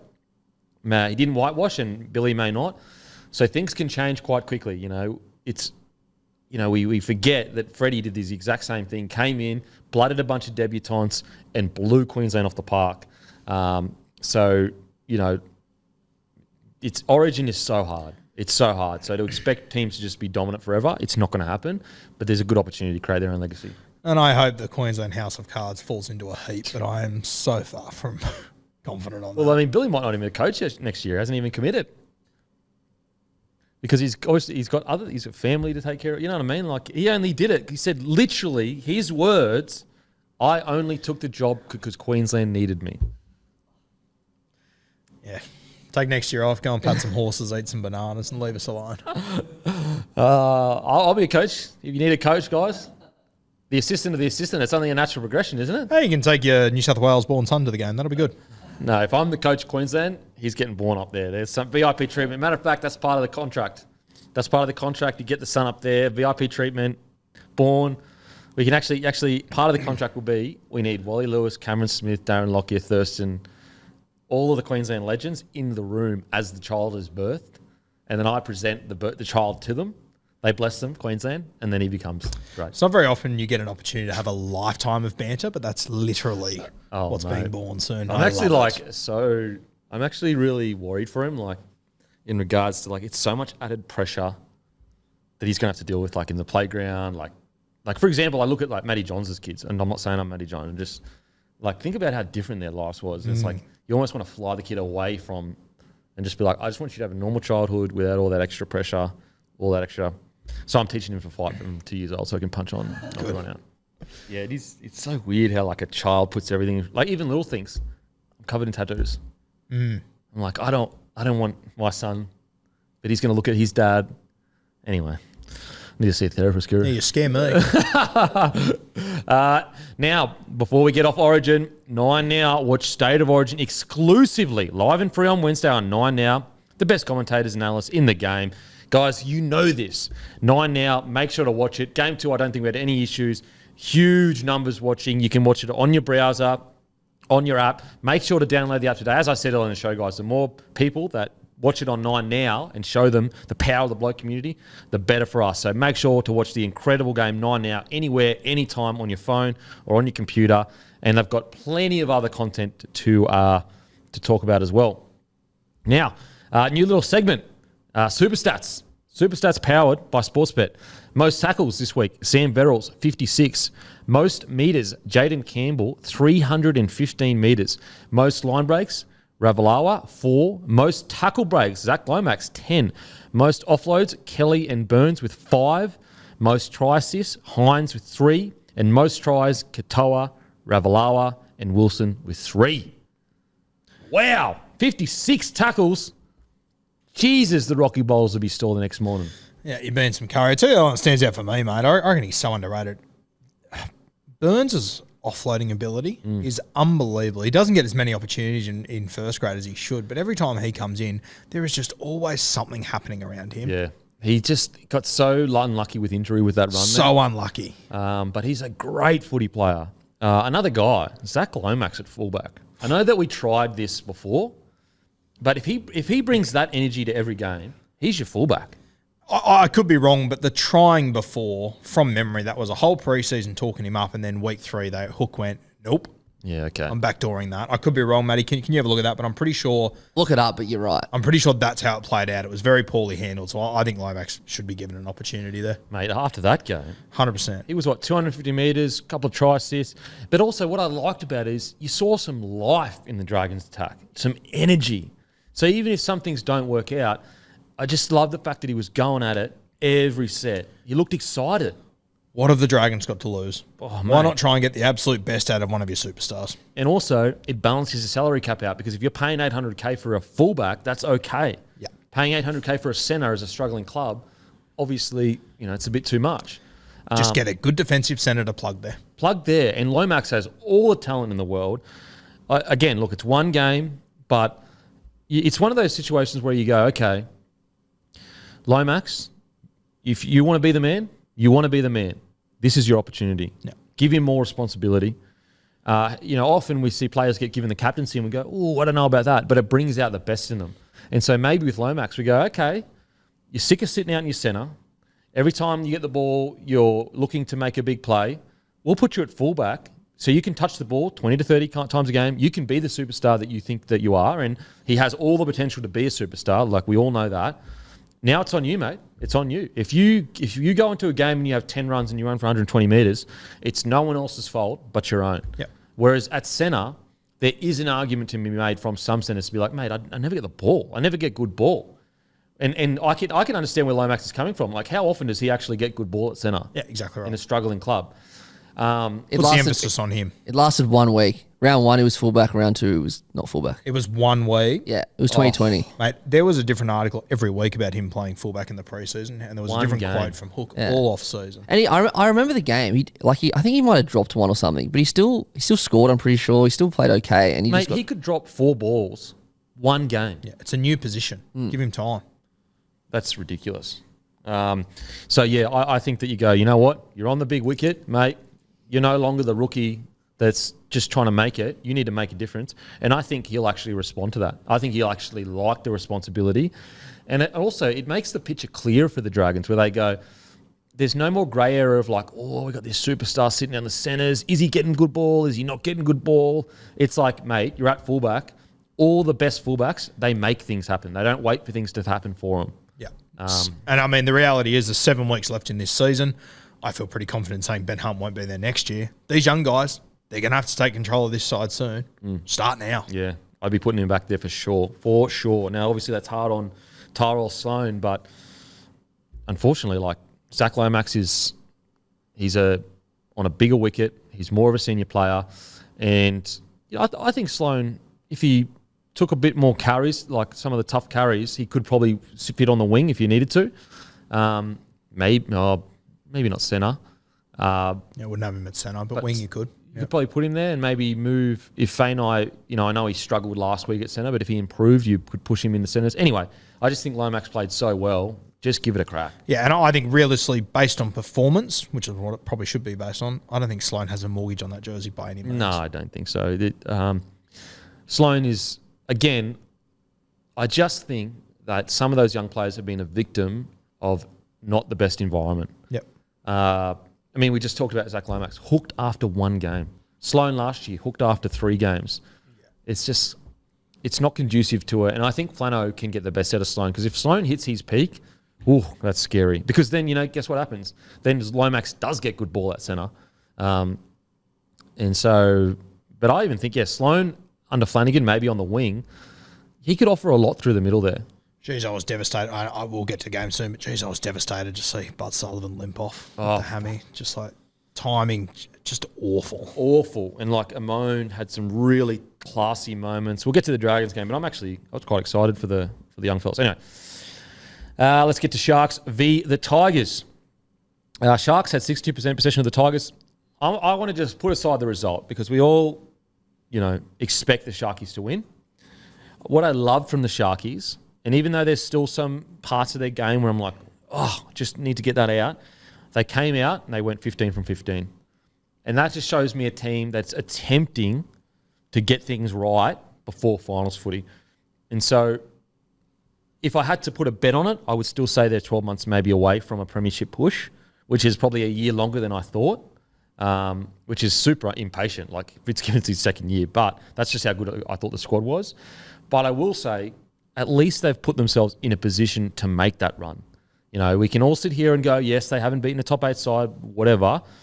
If you had spoken to a Sharkies fan a year and a half ago and said you can be third or fourth 2 years in a row, but you had a bit of a soft draw and you lost the top 8 teams, they would say, give me that in a heartbeat. We have to remember, Nico Hines, he's in his second year at 7. He's only going to get better and better. You've got a relatively young side. The more footy they play, the better they're going to be. So I love the fact that they're reacting to Fitzgibbon. Still parts of their defence that they need to clean up, but they've put themselves in a position to actually challenge, which is all you can ask for. I think Craig Fitzgibbon would have sat down with his team this week and pointed out that from the next 6 games, they play 4 top 8 teams away in the next 6 weeks. Big. This is, are we contenders or pretenders? Let's let everyone know and let's work it out for ourselves, because I don't think they know themselves at the moment. So they play the Warriors this week over there in New Zealand. They then come home and play Manly. They then go to Penrith to play Penrith. They then go to Perth to play South Sydney. They then host the Titans at home, and then they go to North Queensland and host the Cowboys. I don't know if the Cowboys are in the top 8 right now, but they're playing like a top 8 team. I'll be shocked if the Cowboys aren't in the 8. I'd say they are, yeah. So for me, the home games against Manly and the Titans win, but I'm not going to learn anything from those. It's those other 4 games, especially Penrith into South Sydney, round 23 for South Sydney, Campbell Graham, Cody Walker, Latrell, all these guys back in. It's the next 4 to 6 weeks that I think we find out what the Sharkies are really made of and if they've improved off the back of last year. Yeah. The Cowboys are 9th, but they're on the same points as 7th. Sweet. So let's talk about some really good standouts. It was good to see Toby Rudolph back. I thought he brought a bit of energy. Going to take him some time to get match fitness, but I thought it was good to see him back. But I want to talk about Blake Brayley. He is really growing as a player, making so much progress under Fitzgibbon. He's getting more confident. He's starting to create things around the ruck. We all know that he can do... His foundation of game is almost second to none. Great ball passing, good defence, fit as anything, can play 80 minutes. It was just the flashy stuff that we were like, can we get a little bit more out of Brayley in attack? And I think we're starting to see that. Yeah, and this is another big advantage the Sharkies have, that they're one of the few teams in the competition that has a 9, that during the week I don't have to worry about how many minutes he's going to play. I know he's going to play 80, which means that I can go all out on having 4 forwards on my bench. I love Brayley. We said it last week, mate, like you wouldn't be able to sit here over the last 3 years and say he's the most improved player of any of those seasons. But as a collective, the most improved player over the last 3 years, I reckon he'd be very hard to push against. He's been so good. What do you think of the Sharkies, Matty? Yeah, I think their second half was quite telling. Like it was, the Tigers I thought did pretty well in the first half, especially after bouncing back from that Cowboys game. But the Sharks they did what they needed to do. As Guru said, they're playing stronger teams the next few weeks, and we'll see then. But I think it was at 12-all at halftime, or there was a try in it, and it was probably 12-all at halftime. 12-all. So it was a bit of a wake-up call, and they were like, all right, we need to roll here. Because Nico, and as you said about Brayley, like Nico had some fantastic moments. He also had some pretty average moments. He had quite a mixed game, so it was great to see Blake Brayley step up. I think the thing that would have frustrated Fitzgibbon at halftime would have been that they conceded a try in the 39th minute. Good teams don't do that. Yeah. And they are a good footy side. I think Craig Fitzgibbon would have just been sitting there going, why are we this team? We don't have the squad. If the Tigers concede in the 39th minute, I go, okay, young squad, injuries, you're trying to work things out. The Sharkies aren't. Yeah. Yeah, it's, as I said, they're the blemishes that you go, oh, if you could just get rid of that. And there's always a blemish. They win by 50 and there's still little blemishes that you go, oh, Penrith wouldn't have done that. But it's like, of course there is. They're a side that 2 years ago weren't in the 8. Yep. So it's like, I think we just have to remember these things take time. You look at the Penrith Panthers and they're almost the anomaly where they just all of a sudden, but even a year before, I think they were 4th when Anthony Griffin got sacked. So, I think from the outside looking in, it looks like it was all of a sudden for the Panthers, but I think that a lot of foundational work happened before that turnaround that looks so quick. And that's, if the Sharkies limped into the finals last year and they were coming 7th right now, Sean Bloor scoring in the 39th minute, I wouldn't care about. But they've shown that their standing can be so much higher, and they've shown that they're a team that, they might be at longer odds than some of the other teams, but they could win a premiership this year if they get it right. They get their defence right, they'll be a premiership. And that's the standard. I know it probably sucks for Sharks fans. You keep winning by 20, 30 points, and we're negative, but if you weren't a team that could win the comp, we'd be positive and pat you on the back, and it'd be all hunky-dory. You're a team that can do better than what you are. Yeah, as I said. And also, we don't really know, were the Tigers just so much better than they were last week? Was that the reason for it? But as I said, I try to take the positive away from the Sharks' position. They're 2 years into a new coach, new 7, new systems, new everything, and they're in a position to go on from that.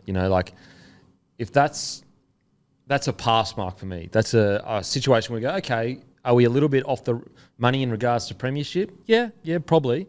But we're definitely on the right trajectory. And you know what the beauty is for the Sharks? The things that are wrong, they are very evident. Yeah. And there are things that they are things that can be solved. Whereas, I'm looking at the Roosters right now who have an unbelievable squad going, Jesus, I don't even know where to start. Yeah, I don't know what the answer is. Don't know what to do, don't know where to start, don't know how you fix that. The Sharkies, I think it's very specific what they need to fix. Yeah, just the defence, and then they're the best attacking team in the comp. Yeah. They scored the most points, I'm pretty sure. So, and you could lose anyone from this starting side, and the guys that are ready to come in, not much changes. Probably outside of losing Hines. I reckon other than that, everyone in that side, not in a negative way, but they are replaceable because they've got so much depth in their squad. They've got so much depth, they couldn't hold on to a guy like bloody Metcalf. And we see how good he was on the weekend. So as I said, you're sure you can look for the blemishes, and I think we all they're on the table. They're on the table. We know they exist, but they're there. They're there or thereabouts. Nicho Hines, I just love the fact that Nicho Hines just keeps having a crack. He is relentless. We often talk about a guy like Jimmy Maloney, who just relentlessly would be having a crack. Doesn't matter if he made an error here or there, he would just keep coming at you. And I think Nicho Hines, he's got a few more years to get to that point, but that's just such an asset to have. Yeah. Especially when you're trying to lead a team to a premiership threat team or even to a premiership.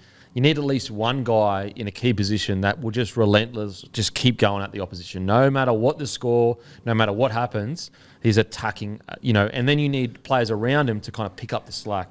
Very easy for for Nicho Hines just to go completely off the radar this year after everything that's happened, all the drama, because it's not just, I think people, sometimes we go, okay, he just got dropped from Origin, that happens to footy players, but they forget it's the storm around it. It's not the actual dropping that hurts them. It's the fact that every time you leave your house, someone is saying to you, oh, I can't believe this. You cannot escape it. You cannot escape it. The drama, how many rookies have we seen, or younger players or less experienced players, where it just drains the life out of them? And look at Cody Walker. He got dropped. It took him at least, 4 to 6 weeks after his Origin situation. And look, we're talking about a Cody Walker. He didn't debut till 26, so he knows what it feels like to be dropped. It's the circus around it that drains these players. And I just love the fact that, we talk about relentless. That's also mentally relentless, and he's shown that this year. I love the way that Nicho Hines carries himself, just in on field, off field, in disappointment, in success. I love the mindset that he has. I love the honesty too. Yeah, and the accountability. Yeah. It's, as soon as he won that Dally M medal last year when he was at the high of highs, it was thanking everyone else. And when he's at the lows of lows, it's, I need to be better. Yeah, absolutely. And I love that. And I understand Nicho. He's been through a lot in his life, and I think he's probably learned a lot of lessons that, fortunately, a lot of us won't have to learn. But I just love everything about him, and he is such a good person to have in our game. Oh, mate, absolutely. Look, as I said, he's just so... The thing is, it's if you want points, he might have 1 or 2 errors in him, but geez, he can find his way. The way he hits the ball at speed on a short side, it's beautiful to watch. Just beautiful rugby league. And then you got Will Kennedy at the back, just super slick. So I'm still hopeful for the Sharkies this year. As I said, right now, for me, not a premiership threat, but I'm not saying that they can't become one. in the next month of rugby league. And that's in the next month, they could become serious contenders. If they knock off, like, for example, they go to Penrith and they beat the Panthers, all of a sudden you go, okay, even if they do get a bit inconsistent, at least we know they can beat the top 8 sides. Yeah, and they're going to get New Zealand, Penrith with Cleary and South with Latrell. Yeah. Perfect. This is a 4 weeks of semi-final football for you.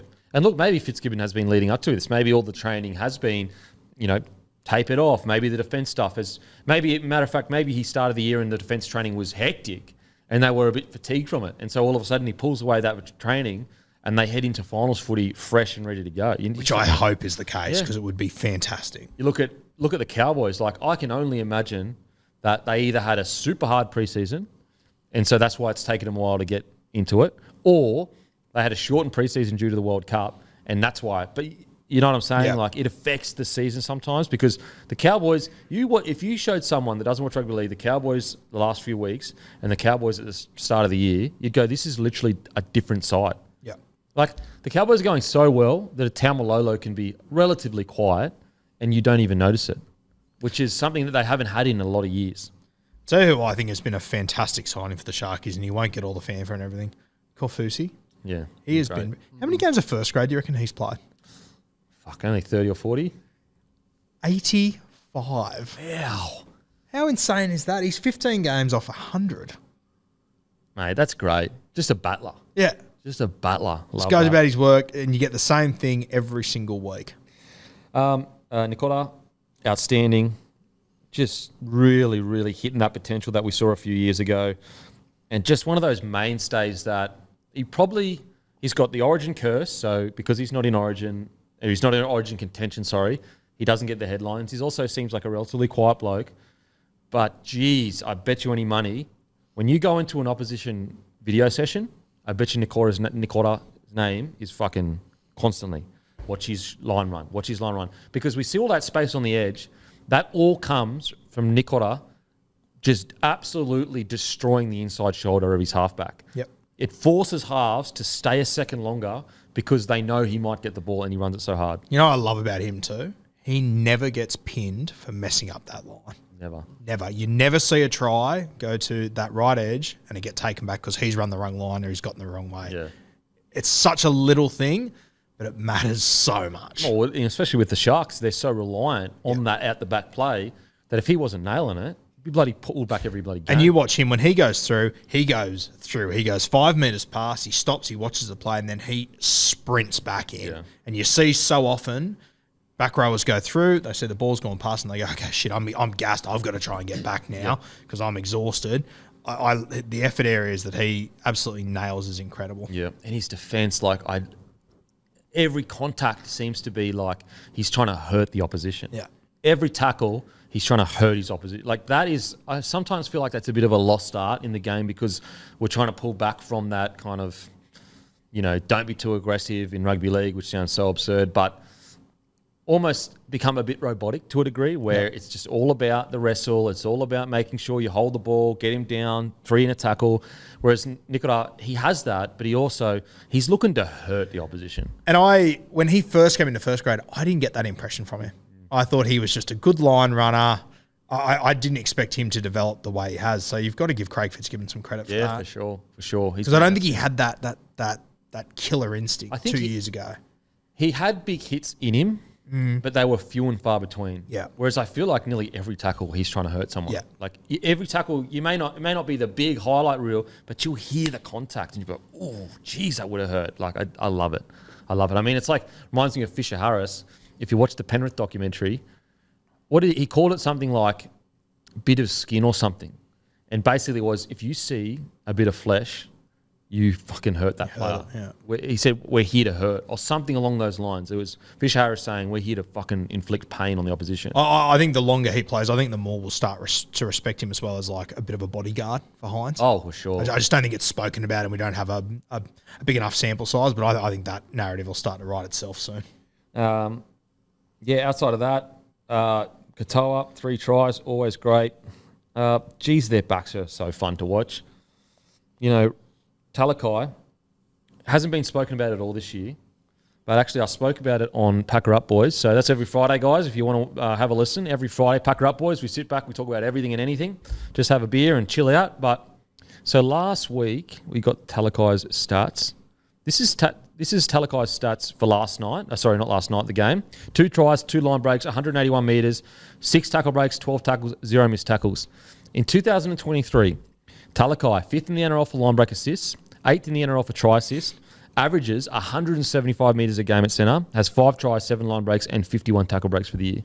Yeah, but he played a 10 out of 10 game and didn't do it again. He just played 8, so he's shit. Isn't he cursed by It's that? unbelievable. Like, It's so dumb. It's so, and also, you know, he had that poor, like, not a good Origin debut, and so he just doesn't get there. Like, this is, no one's talked about Talakai this year. He's bloody 5th in the NRL for try line break assists. He is 8th for try assists as a centre. And then you'd go, okay, he's a centre that sets people up. Like, for example, you make like a Zach Lomax, where Lomax is really good at the flick and whatever. Then you go, oh, by the way, he's had 175 metres average run a game. Yep. Like, he is rounding out his game so well. Again, another player is in his 2nd year of centre. He's just going to get better and better and better. What are you saying, Matty? So in the try assist stat, the top 15, every single player is in the spine except for him. That's pretty wild. That's pretty wild. Yeah, I'm just going through those stats trying to find the next best centre. Centre. Gagai's the next. Yeah, there's a couple centres on top of him. They've played 1 and 2 games, but yeah, like, pretty impressive. He's a freak. He is an absolute freak. And I get it. The first thing that you hear is like that left side in defence has issues for sure. Not denying that, but they can be worked out. It's all about systems. It's all about spacing. Also, it's all about just time on the footy field at that position. So, yeah, that left side may make reads sometimes that isn't the best, but again, that can be worked on. And yeah, as you said, Dane Gagai is the next one. He's on average 10 metres behind Siffer every game. And how much have we praised Gagai this year for his football when he's at Newcastle? Yep.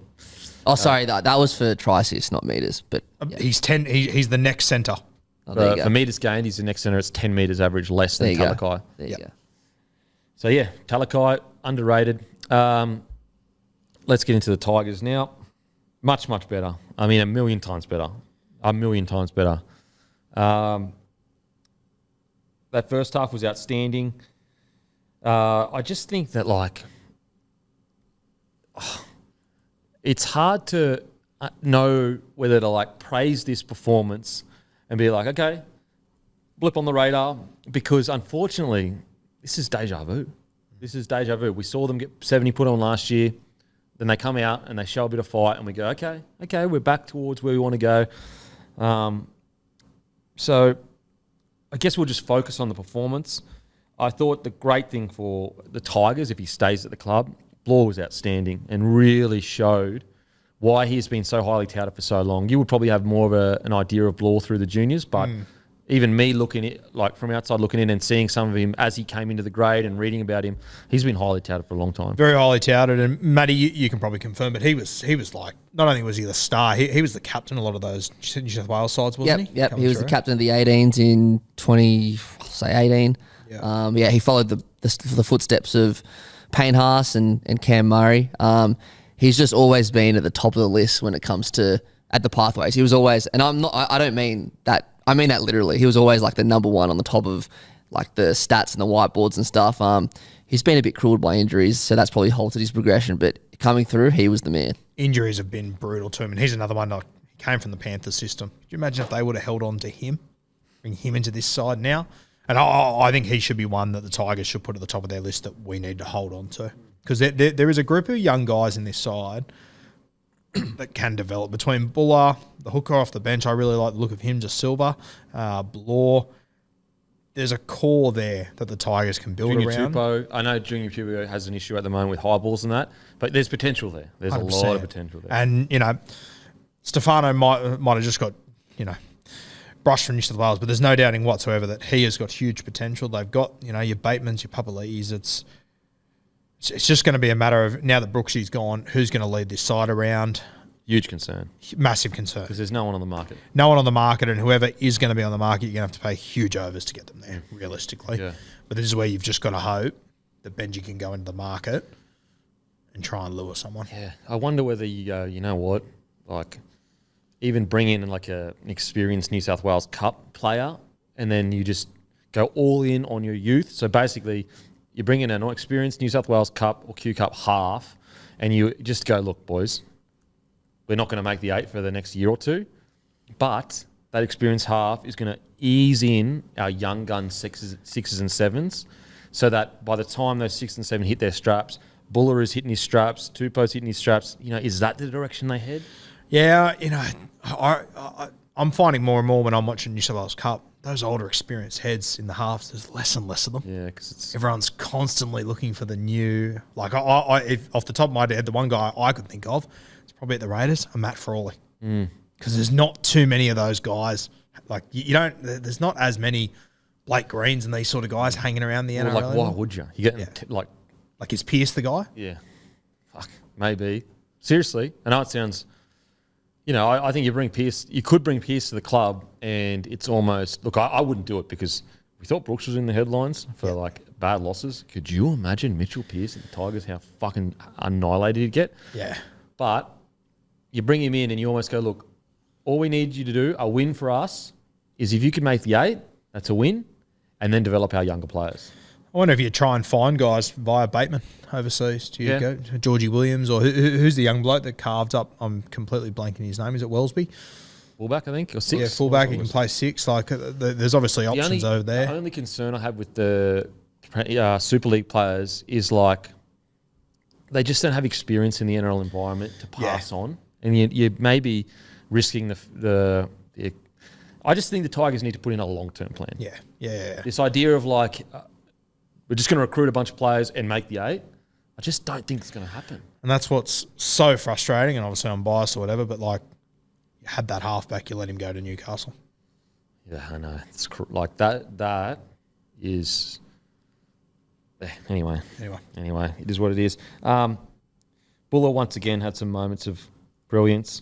Was it this game where it was the last try? Yeah, Katoa, the last try he scored. Buller is coming across.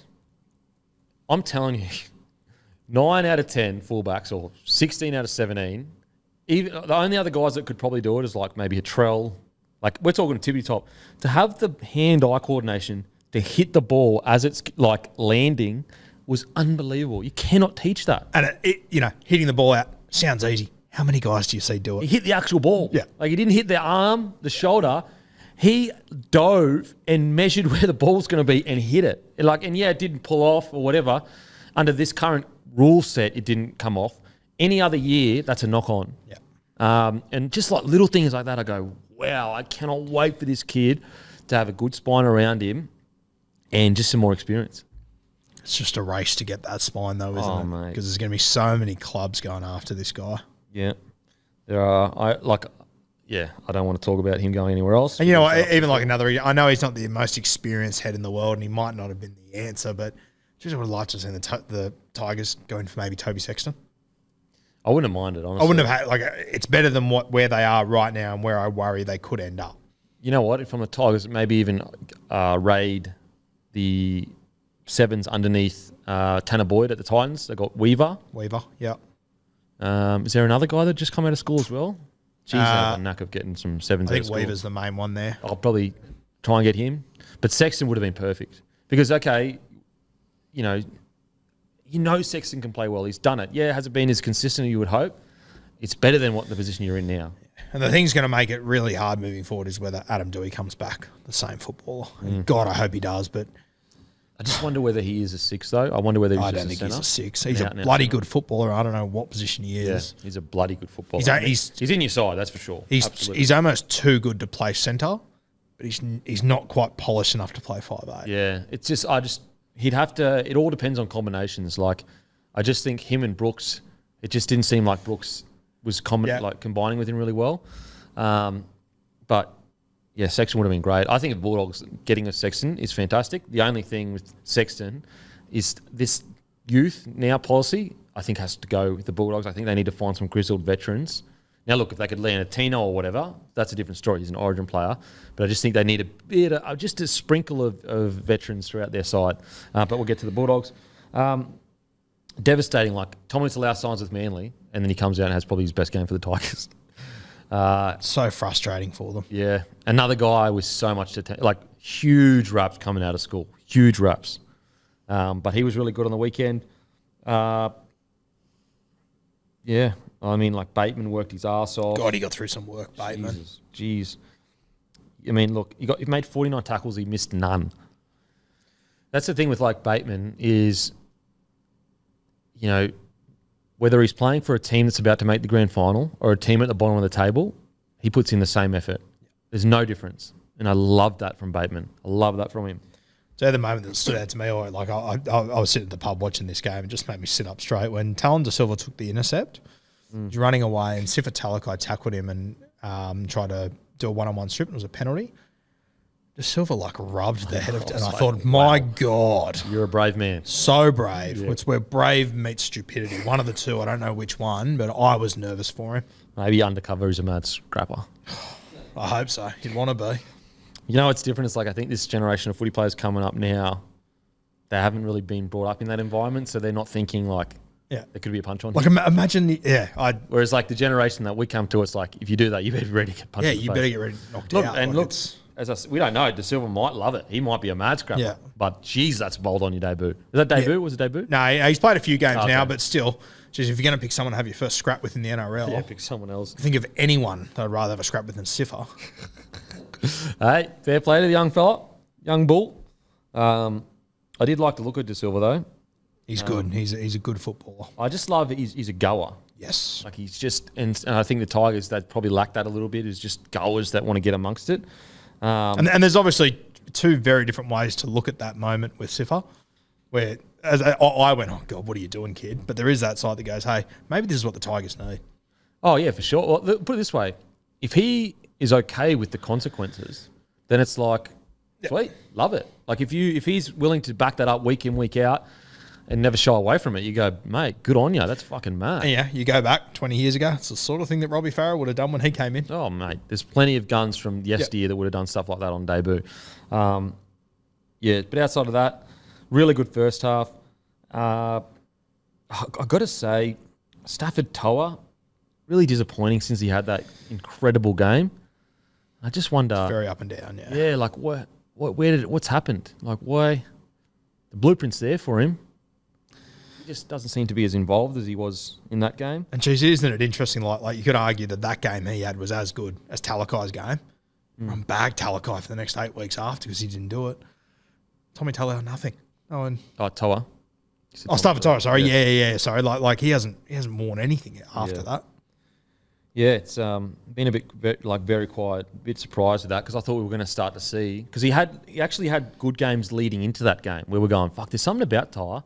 But ever since then, he's just been relatively quiet. I just wonder what. So tell you one the kid that I do like in this side is they keep playing him on the wing. I think he's better in the back row. Asuka Power. I reckon he's got. I don't think he's a winger. He's not a winger because he has like errors in him in that on this thing. But whenever they put him in the back row, and I understand they've got 2 gun back rows, but I would have him coming off the bench and just put him on through the middle for impact. He's big. He's mobile. The less he has to think, the better. Just run hard and straight. But they must be short for wingers because, Nofaluma got dropped, I'm pretty sure. I think so. At Barry Crocker against, oh my God, I'm blanking now. Who they play last week? Cowboys. So look, there are bits of, when you rubble through the dirt, there's a few diamonds there. So, again, I would say it ad nauseum, but I think that the problems of the Tigers are much deeper than just the 17 blokes that run on the rugby league field. Alrighty, Raiders defeat the Dragons 36-26. Interesting, Jackie Whiten got put at lock with Matt Foley at 5'8". Something that I, a couple of years ago, I was like, I reckon Jackie Whiten would make a great 13. I got to say though, I think it's too late in the piece now to be moving him there. He's 30 years old now. He's leaving the club now. Maybe Ricky's trying to build without him, like build towards next year. But yeah, like mid-season push to 13. I reckon if you're going to play Jackie at 13, probably give him a full preseason to bulk up a bit, blah, blah, blah. Everything, get his fitness right for it, whatever. But Raiders, once again, making it a dogfight, had the game basically wrapped up. and they can't help themselves. They literally cannot help themselves. So the good thing is they are absolutely battle hardened for the finals, even though it's still quite a ways away. Some real positive is Matty Tomoko. He's got to be the most underrated centre in the comp. Got to be. Like, when you talk about the best centres, his name never gets brought up. You know, again, that origin curse, I'm pretty sure he's a Kiwi, so he, will play for the New Zealand rather than New South Wales. But, geez, he's played some good footy this year. 250 run meters he had. He was everywhere, and he's starting to more and more become that guy that when the Raiders need something, they just throw the ball to him. Yeah. And he's one of those centres that you can just give early ball to and he'll create something out of nothing. I love watching him play, mate. I love the way that he's come on this year. He's not sort of at that same level just yet, but, I mean, when you think about where he is in his career, he's the trajectory is similar to Isaac Tungo. They're similar players, the way that they go about their footy. I'm a huge fan of him. I think he's got a huge future. And, the Raiders have been starved for an X factor outside back, and I still think they're probably one short in their back line. But he can become that. He absolutely can become that. Without him, you could make the argument that they get close to losing. That's how important he was for them on the weekend. And I believe he hobbled off at just before half time. Yeah, I thought he was done. And he came back and exploded in the second half again. Yep. Rapana, far out. He's just in everything, Rapana. Outside of that, I love just the confidence that Fogarty continues to build. He's just getting better and better. But yeah, my main man, Tarpane, just reminding everyone why everyone thought he was one of, if not the best front row of last year. That try he scored and some of the stuff he does, again, just goes totally unnoticed. Imagine if he was eligible for New South Wales, he'd be picked immediately and he'd be one of the biggest front rowers in the competition 100%. In regards to popularity. Yep. He is so special as a front rower. And we're starting to get to that time of the year where usually Ricky goes, play 60, 70, play as many minutes as we need just to win this game of football. They only played 55 on the weekend. They kept him off for longer through the middle when they were up by so much. But I think you'll start to see some huge minutes from Taps over the next couple of weeks. Yep. He offers, I still think Payne Haas is out and out the best front row in the game. But Tarpane offers just such a unique front rower in regards to incredible footwork, can ball play to a degree, good offload, very strong in contact. He has a very unique style of playing, whereas I look across the field, to be honest, he's probably he's more similar to Adam Blake than he is, say, a Payne Haas. I was just thinking, if Payne Haas didn't exist, geez, it'd be an interesting conversation. Oh, yeah, for sure. Who's the best front rower? Because they're all so different. Yeah. I think you've just got Haas, who's the best of all of them, put into one. Yeah. Yeah, and then you got obviously Junior Paulo. But yeah, Tarpane, he's almost like this rangy front rower that maybe yesteryear would be put on an edge. Yep. Because he doesn't look like the typical front rower, but geez, he's good for the modern game. I think as well, a big thing that's improved in his game, he's obviously got the offload, we know that, but it's the way now that he picks and chooses his moments to offload, he doesn't get too many of them wrong. And I think it's, obviously Corey Horsburgh didn't feature in this one, but the Raiders, when they're at their best, it's when these two are offloading. And, you have a look through their backline, their halves, even hookers. They don't have absolute superstars in those positions outside of Jack Whiten, who was just a run-first guy. So it's got to be off the back of second phase footy. And when these two get it right, geez, the Raiders are hard to compete with. And you look at it and you go, I know that they're forward heavy, and that's the way Ricky likes to play. Currently sitting fifth and outright equal third. So they're 2 points above the Warriors. Now, compare their spine to the other spines. They've got Whiten, who I think we could all say probably has had a quiet year this year. Fogarty played Q Cup a lot of his career and was let go by the Titans. At the fullback, Sebastian Chris. At 9, Warford sometimes. When you compare their spine to Panthers, Broncos, Sharks, Storm, they really shouldn't even be in the 8. They're not in the same postcode on paper. Paper. Yeah. And yet they're still managing sitting fifth. Yeah. And so I think some people are like, oh, they've had an easy draw, they've had this. Look at their spine compared to the teams that they're competing with right now. Really only Jackie Whiten is in the territory of those other spines in regards to on paper. And he's having a quieter year than Fogarty. I would actually say Fogarty's had a better year than Whiten this year. Yeah, that's fair. Yeah.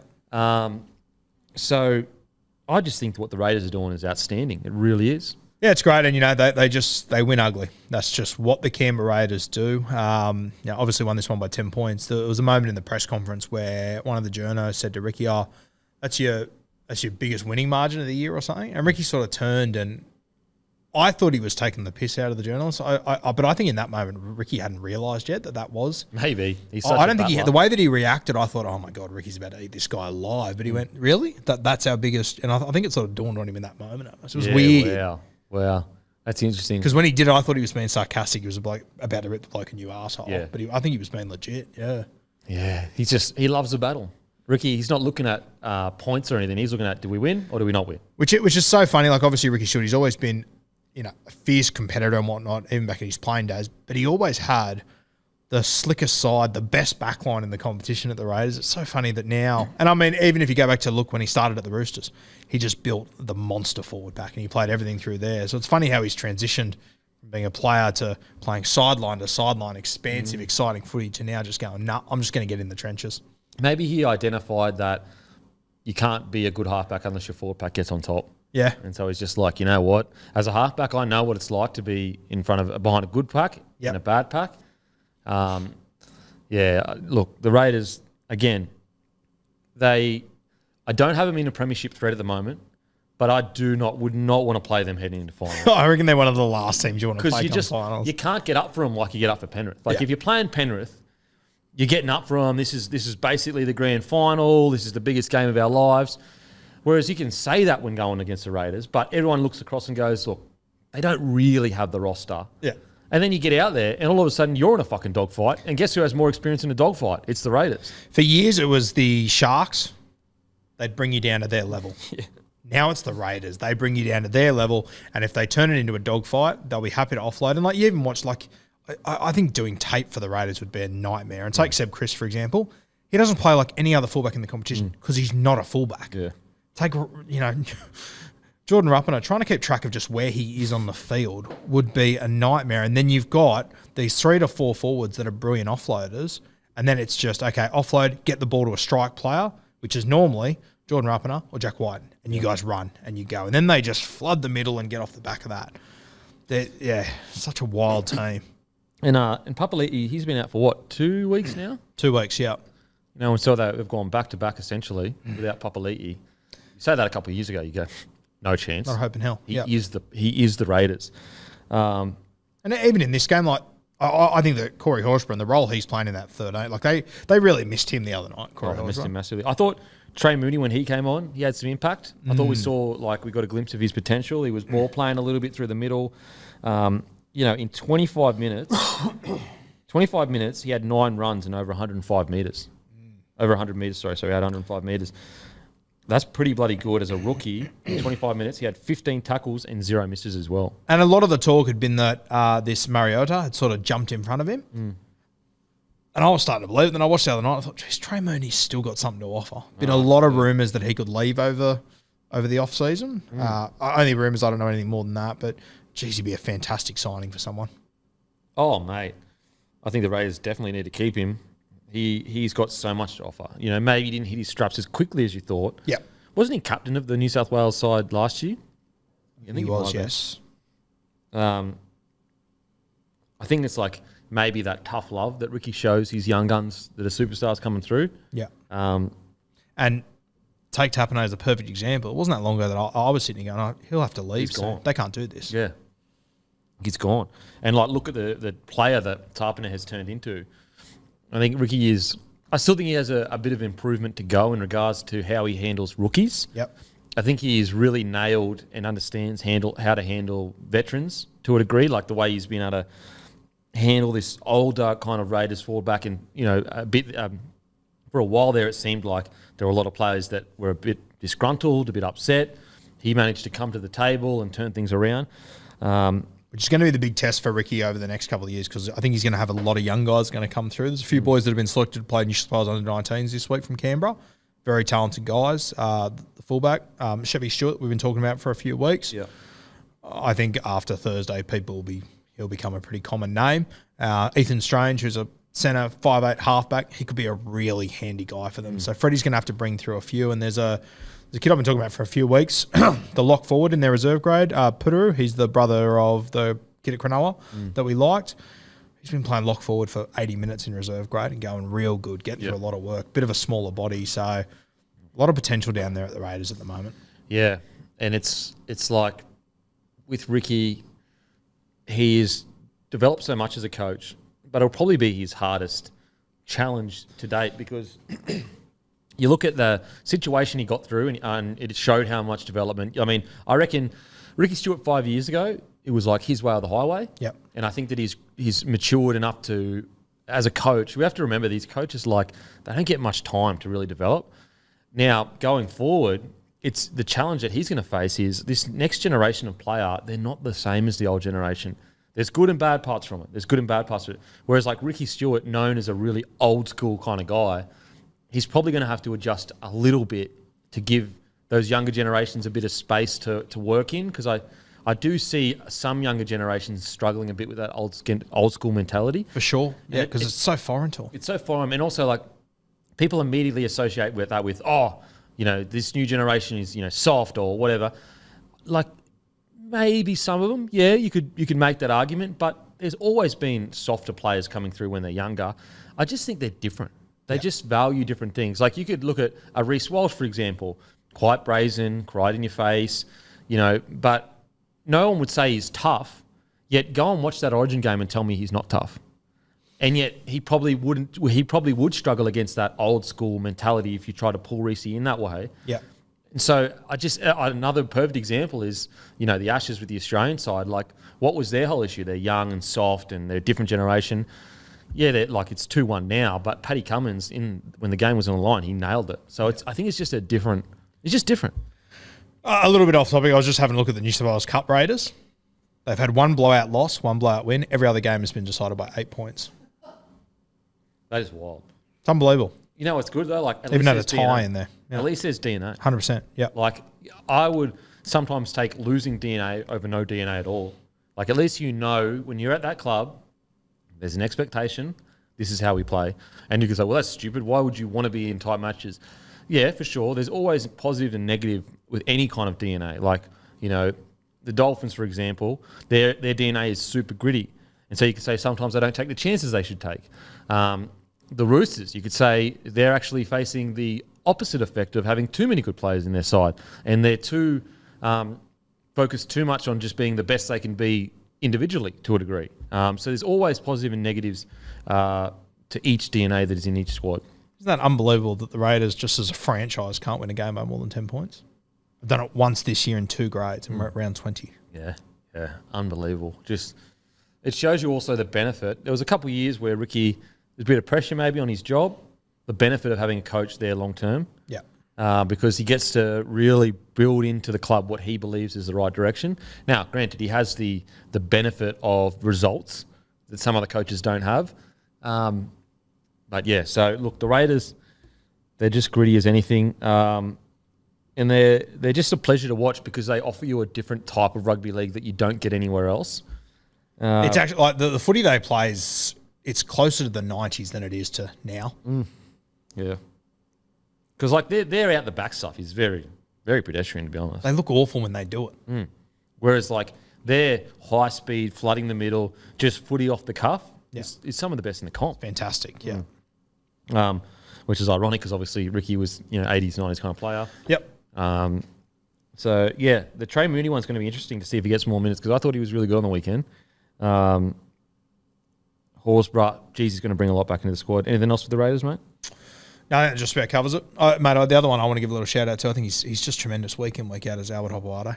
Getting better and better, isn't he? Getting better and better. Just always, it's a 7 out of 10 to an 8 out of 10 every week.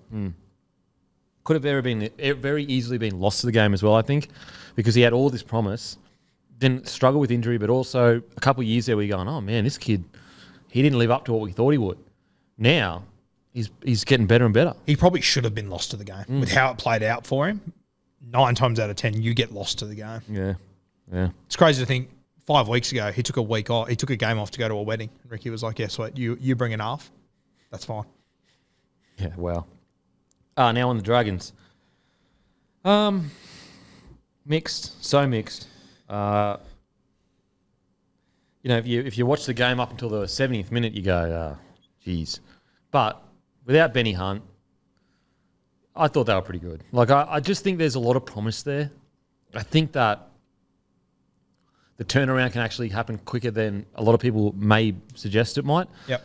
I think Amon, for all his rough edges as a player, geez, he shows some brilliance. Bud Sullivan, devastating he gets injured now because he would have just got more time on the footy field. So really mixed night. Great that they fought back into it, and that's a real positive that I take out of this game is the fact that there's still fight at this club.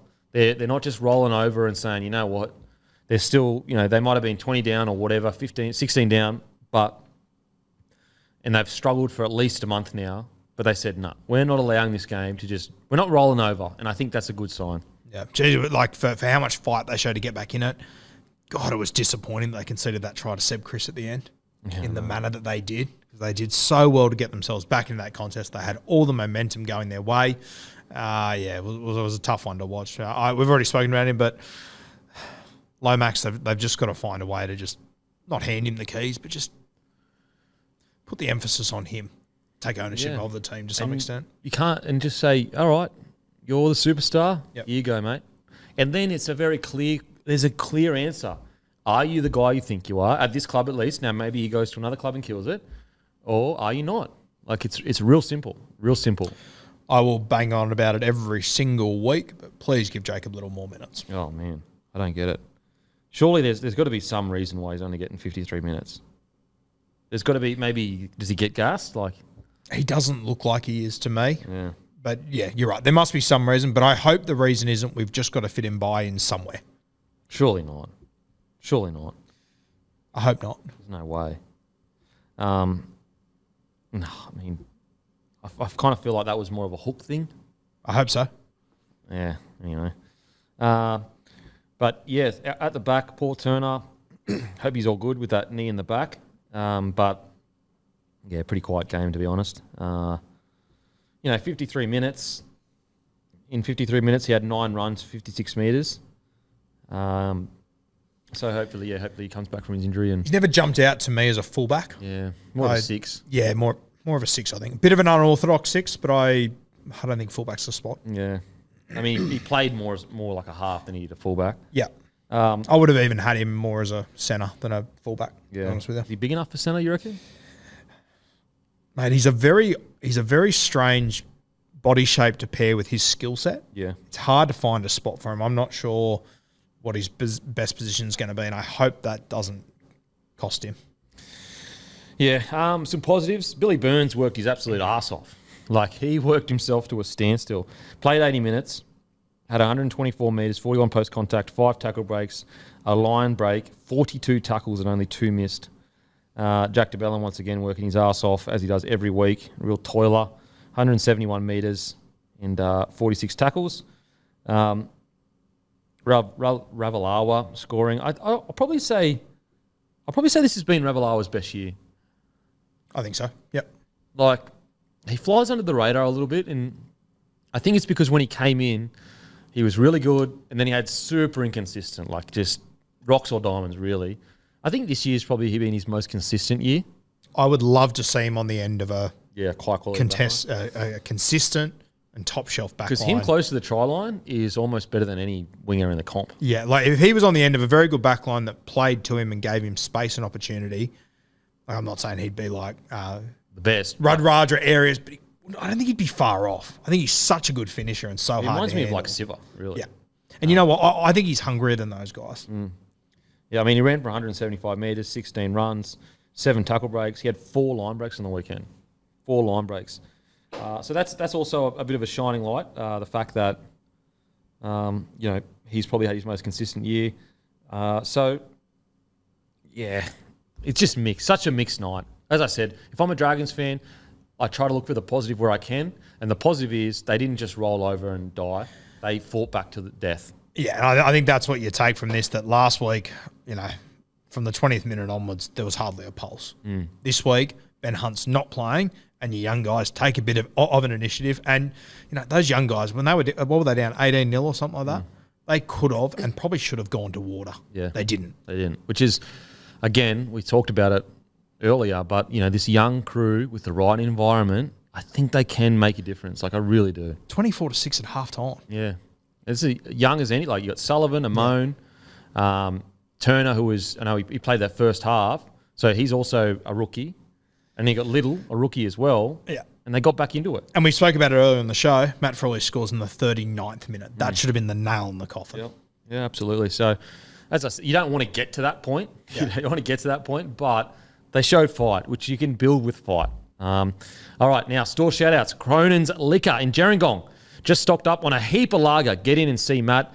Warilla drive-through. Linda and Anthony have a bloke display out the front of the shop. You can't miss it. Shout out to UC Stars in Canberra, who are getting ready for their Bloke Day, July 15th. Knickerbocker Hotel, great pub and bottle shop in Bathurst, stocking Bloke Lager and Bloke Midi and selling for crazy prices. If you're in Bathurst area, get in and see Kerry and his team and buy some Bloke beer. Hastings Hotel Celebrations, pumping bottle shop on the North Coast, selling both Bloke beers for crazy prices. Luke, the manager, is a big supporter of Bloke and is currently giving out Bloke prizes for people buying cartons of Bloke beer. That's Hastings Hotel Celebrations. So get down and support Luke and grab some Bloke gift prizes. IGA Cessnock, only Bloke beer stockist in the heartland of rugby league, ranging both Bloke Lager and Bloke Mini, selling for great prices. Warriors defeat the Eels, 46-10.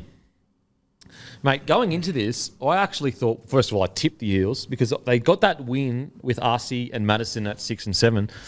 And I just thought the Warriors, after their loss last week, might have just had their confidence dented a little bit, and that momentum that they'd built might just slow a little bit. They're away from home.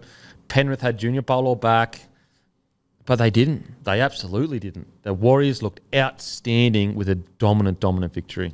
Yeah, I think the Warriors needed this. Very disappointing performance last week in New Zealand in the wet. That should have suited the way they play in their footy this year. So I thought it was a brilliant bounce back. I thought that the way the Warriors defended Parramatta's right edge was very good. Obviously, Will Pensini, when you take out all those guys, he's probably the strike player in that back line.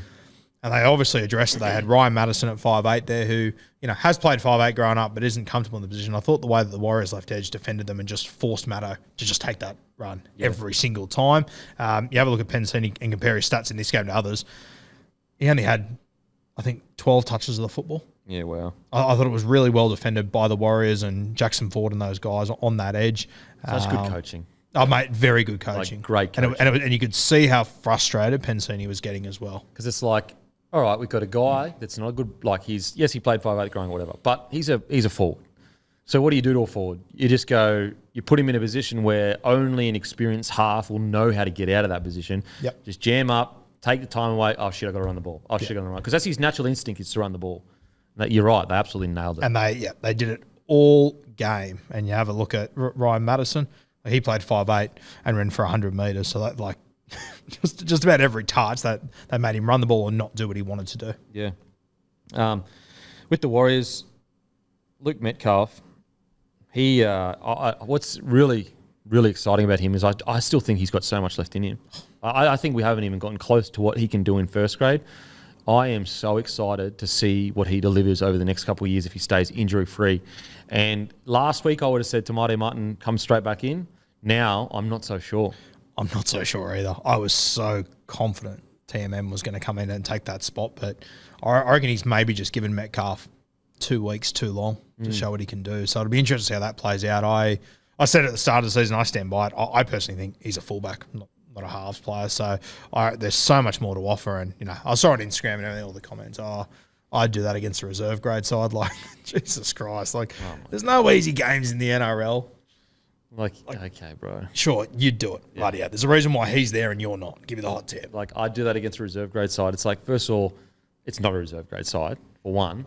And for two, these things, even if it was against reserve, that Eels side would absolutely demolish any reserve grade side. Yes, 100%. So it's even if, let's say, they're the best reserve grade side in the competition, it's still hard. Yeah. The reserve grade isn't a lifetime away from first grade. It's literally just a bit slower. Yeah. I think Parramatta came into this game at $2.40. Yeah. So they went at 8s. They're not a bad football side. That's great. And also, Luke Metcalf, he's played, 10 games max? Yeah. Come on. That's ridiculous. I thought he was great. And I just think that with his speed, and just I think there's so much more to offer. He's building into it. He's getting better each week. So really exciting. And also, what we're seeing now as well is he's under a great coach. Yep. A great coach that's going to get the best out of him. There's not a single player in this Warriors squad that isn't getting the best out of them. So imagine what Metcalf can be when he does get the best out of him. Yeah, and imagine when Webby actually has the team he wants instead of the team he's been given to. Yeah. I mean, look at Mitch Barnett. Yeah. Like, he's a guy that when they signed him, I was like, okay, maybe a fringy or off the bench, and he brings a bit of grit.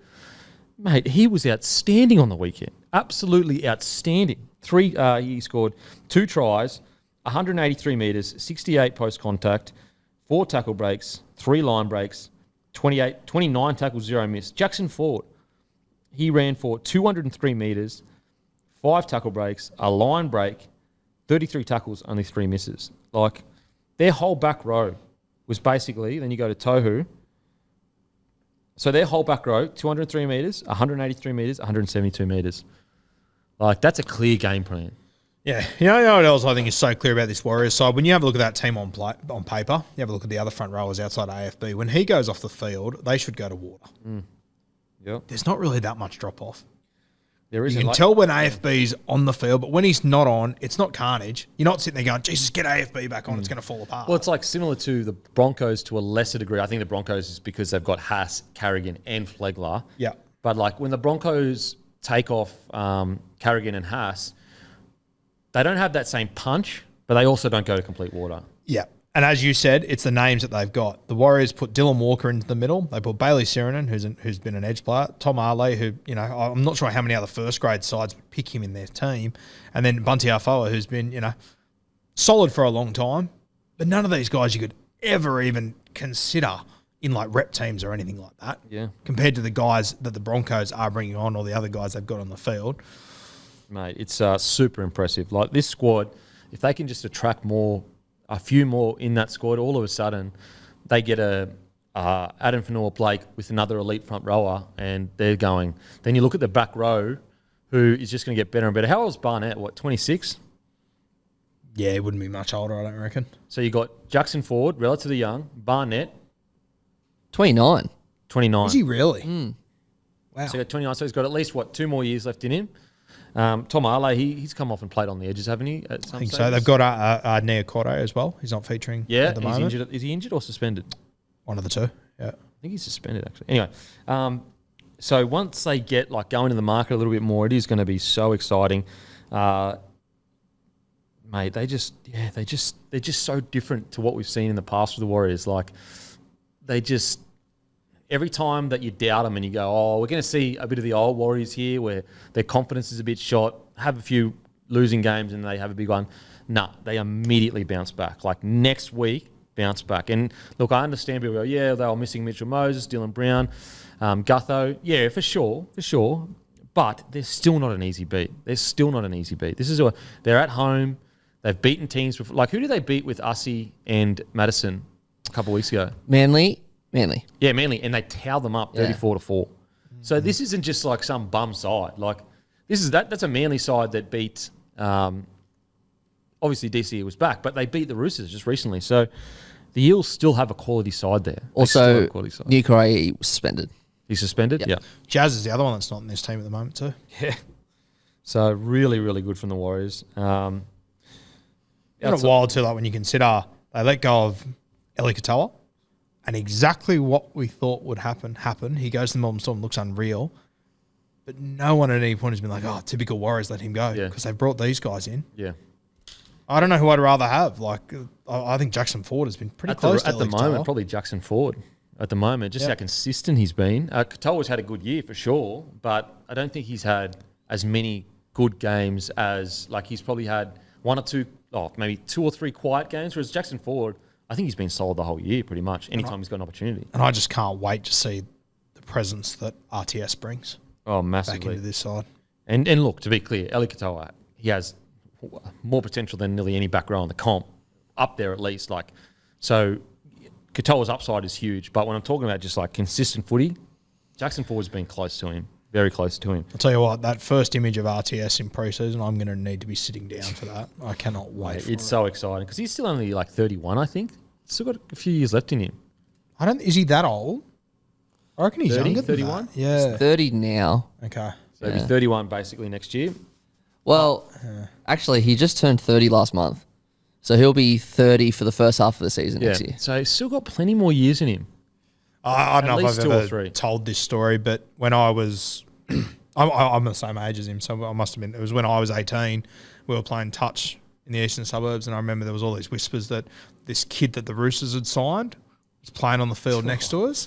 I remember we turned around, and it was like there was a heap of guys that would have been 30, 35, 40, and this little kid, like he was skinny as, but he was just unbelievable. Yeah. We were just standing going, oh my God, and then a year later, he won a premiership on the wing for the Chooks. Wow. Crazy. Far out. Warriors, incredible. Just exactly what they needed. Like, you couldn't have scripted it better.